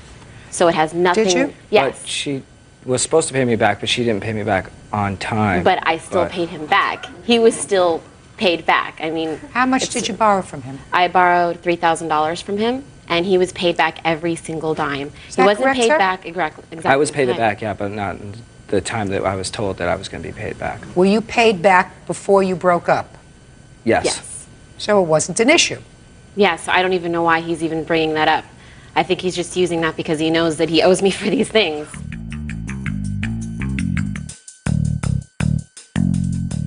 So what is your defense, sir? I don't know what your defense is, Mr. Fair. If that's Well, not your basically, defense. I mean, like I said, 3.5 years of being into this relationship with her and stuff, and I took care of her basically for 3.5 years. I felt that I didn't need to pay these both bills, and these are basically it between her and I. So. As you can see why I don't want to be with him any longer. I paid him back every single dime that... He says that you paid him back. Yeah, and it has nothing to do with the money that he owes me. And he knows that he owes me this money, and he's just trying to make excuses and make up stupid things. I even have proof. I have the bills, if you want to see them. He doesn't deny the bills, Miss Lester. He doesn't deny the bills, and he doesn't have a defense. So judgment never for does. Judgment is for the plaintiff in the amount of $2,034. Thank you, Your Honor. Lemke versus Mungo. Parties have been sworn in, Judge. You may be seated, sir. Have a seat, please. Ms. Lemke, the defendant was a former boyfriend of yours. According to your complaint, he owes you for 3 things. He owes you for money that you loaned to him at one point when he was facing incarceration. He owes you for the value of a car, which you say you purchased, although it was in his name, it was supposed to be your car, and that he owes you for damages as a result of an assault that took place over a year ago. Is that right? That's correct. I assume that the loan that kept him out of jail was the first money that you're suing for. Is that right? Yes. And tell me the circumstances surrounding that loan. John was, faced going to jail for child support arrearages, and the day that he was to appear in court, we took the bus up together, and then I overheard his, discussion with the DA and that he needed $750 to take him, him out of jail, and we agreed that I would, loan him the money and that he would repay me when he was able to. Well, how did that come about? What did you say to him, and what did he say to you? Well, what I said to him was that I had $750. Just don't worry about it. You can repay me, when you're able to. I have $400 cash in my wallet, and we can go down to an ATM. Tell me about, sir, your version of the $750, which you acknowledge that the plaintiff paid in order to keep you out of jail. The $750, Lynn had offered to give me $700. Tell me how it came about. Oh, I was trying to do that. No, start before we went to court, several days before she... Look at me. Yes, ma'am. She volunteered, said, I could give you some money to stay out. And I said, absolutely not. I don't want to do it because I would feel obligated. So a few days went by, and I was supposed to turn myself in. So we went, and then when we got into out in the hallway, the public defender said, well, do you have the money? I said, no, I don't. Lynn says, I have it. And he said, well, are you going to use it? I said, absolutely not. I don't want to because I feel like I'm obligated. I cannot pay her back. And then she said, he said, well, do it. I said, no. So he left. And then he came back again and said, why don't you do it? And I said, well, and we thought about it. And I said, he convinced me to do it. I paid it, and then we went home. And that was it. So it's not your fault, and it's not her fault. It's the public defender's fault. No, she offered this money to me in front of Mr. Coleman here. Just a second, but you said Yes. that you declined to take it. Yes, I did. Because you would have felt obligated to repay it. Yes. And then you said that the district attorney or the public defender forced you to do it. He did not force me. He coerced me into it. He coaxed you to do it. And you did it. Yes. And I assume, therefore, that your initial reason for not wanting to take the money in the first place still held true, that you would have felt obligated to repay it. That's what you just told me. That's correct. So you took the money, and I assume you still felt obligated to repay it. I did? Well, then I'm asking you that. What happened, sir, between the time you walked into the courthouse when you would have felt obligated to repay the money if the plaintiff gave you the money and the time you actually took the money? She told me it was a gift, and Is I that would what not you- have to pay her. That is- Absolutely. No. Well, Mr. No, she Coleman didn't here say- heard her say it in his house. Just a second, sir. Yes, ma'am. She never used the words gift. This is a gift that I'm making to you, Yes, she John. did. No. She never did. Well, that's not what she's telling you. That's not what I believe. Oh. I wouldn't believe it if you told me, because I don't know if I'd believe anything you Okay. told me. I certainly wouldn't believe it if he told to me. I'm telling you, she didn't give you the money. She may have said to you, I want you to take it, and you can pay me back when you can. Yes. That she might have said. All right, let's move on to number 2. Let's move on to car. How much did you purchase this car for? $625. $625. So it wasn't a Jaguar. No, And it wasn't a brand new car. absolutely not. And you had no driver's license. That's correct. So you purchased the car and you put the car in his name. Not at the time of purchase, but yes, eventually. When did you purchase the car? June 29th. What were you going to do with a car that you couldn't drive? Well, I had wanted a car for a long time, as just to look at it? friends had known. Of course not. Well, what were you going to do with it? Have other people drive it for me so that I could get around until I have a driver's license. So you must have discussed with him driving you around. No, not necessarily Mr. Mungo. My roommate John Coleman. Oh. And no decision had been made whether it even be either one of these people. Whatever. You put the car ultimately in his name. Tell That's me correct. when. It was in July. So you went down to Motor Vehicles and put the car, after you had it for some time, in the defendant's name. Yes. Now. अस्सलाम वालेकुम जी। Last video में मैंने बात की थी कि किस तरीके से आप लोगों ने टिकटॉक की जर्नी को स्टार्ट करना है। आज की वीडियो हमारी जो है वो सेम यूट्यूब पे होने वाली है। आज मैं आपको गाइड करने वाला हूँ कि किस तरीके से आप लोगों ने यूट्यूब स्टार्ट करना है और इससे आपको अर्निंग हो भी सकती है या नहीं, ये सारी चीज़ें मैं क्लियर करने वाला हूँ। तो वीडियो में मज़ीद आगे बढ़ने से पहले अगर चैनल पे नए हैं तो सब्सक्राइब लाजमी कर लो और साथ ही साथ बेल आइकन को प्रेस कर लो ताकि हर अपकमिंग वीडियो का नोटिफिकेशन आपको बआसानी मिल सके। अब सबसे पहले जो बात मैं आपसे करना चाहूँगा वो ये कि यूट्यूब के ऊपर जो है ना टिकटॉक की बनिस्बत जो है वो गेम डिफरेंट है।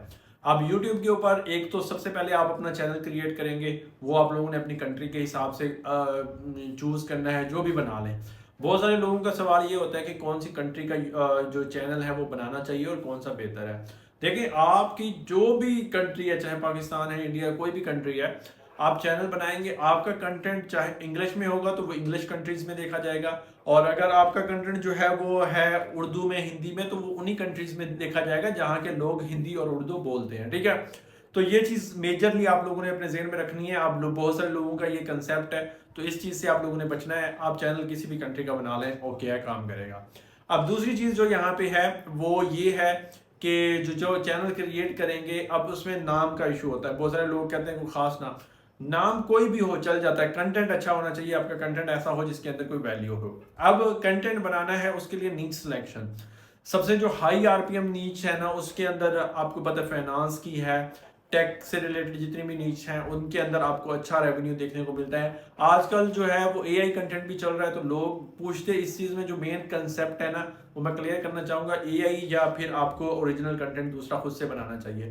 देखिए, एआई को एज अ टूल यूज़ करें, एज अ मुकम्मल वीडियो जनरेटर ना यूज़ करें। ये ना हो कि आपने बस सारी चीज़ें ही एआई से बना डाली हैं, वॉइस, वीडियो, सब कुछ ही एआई से बना रहे हैं, तो इस तरीके से ये नहीं चलेगा। तो आप लोगों ने ये चीज़ अपने ज़हन में रखनी है।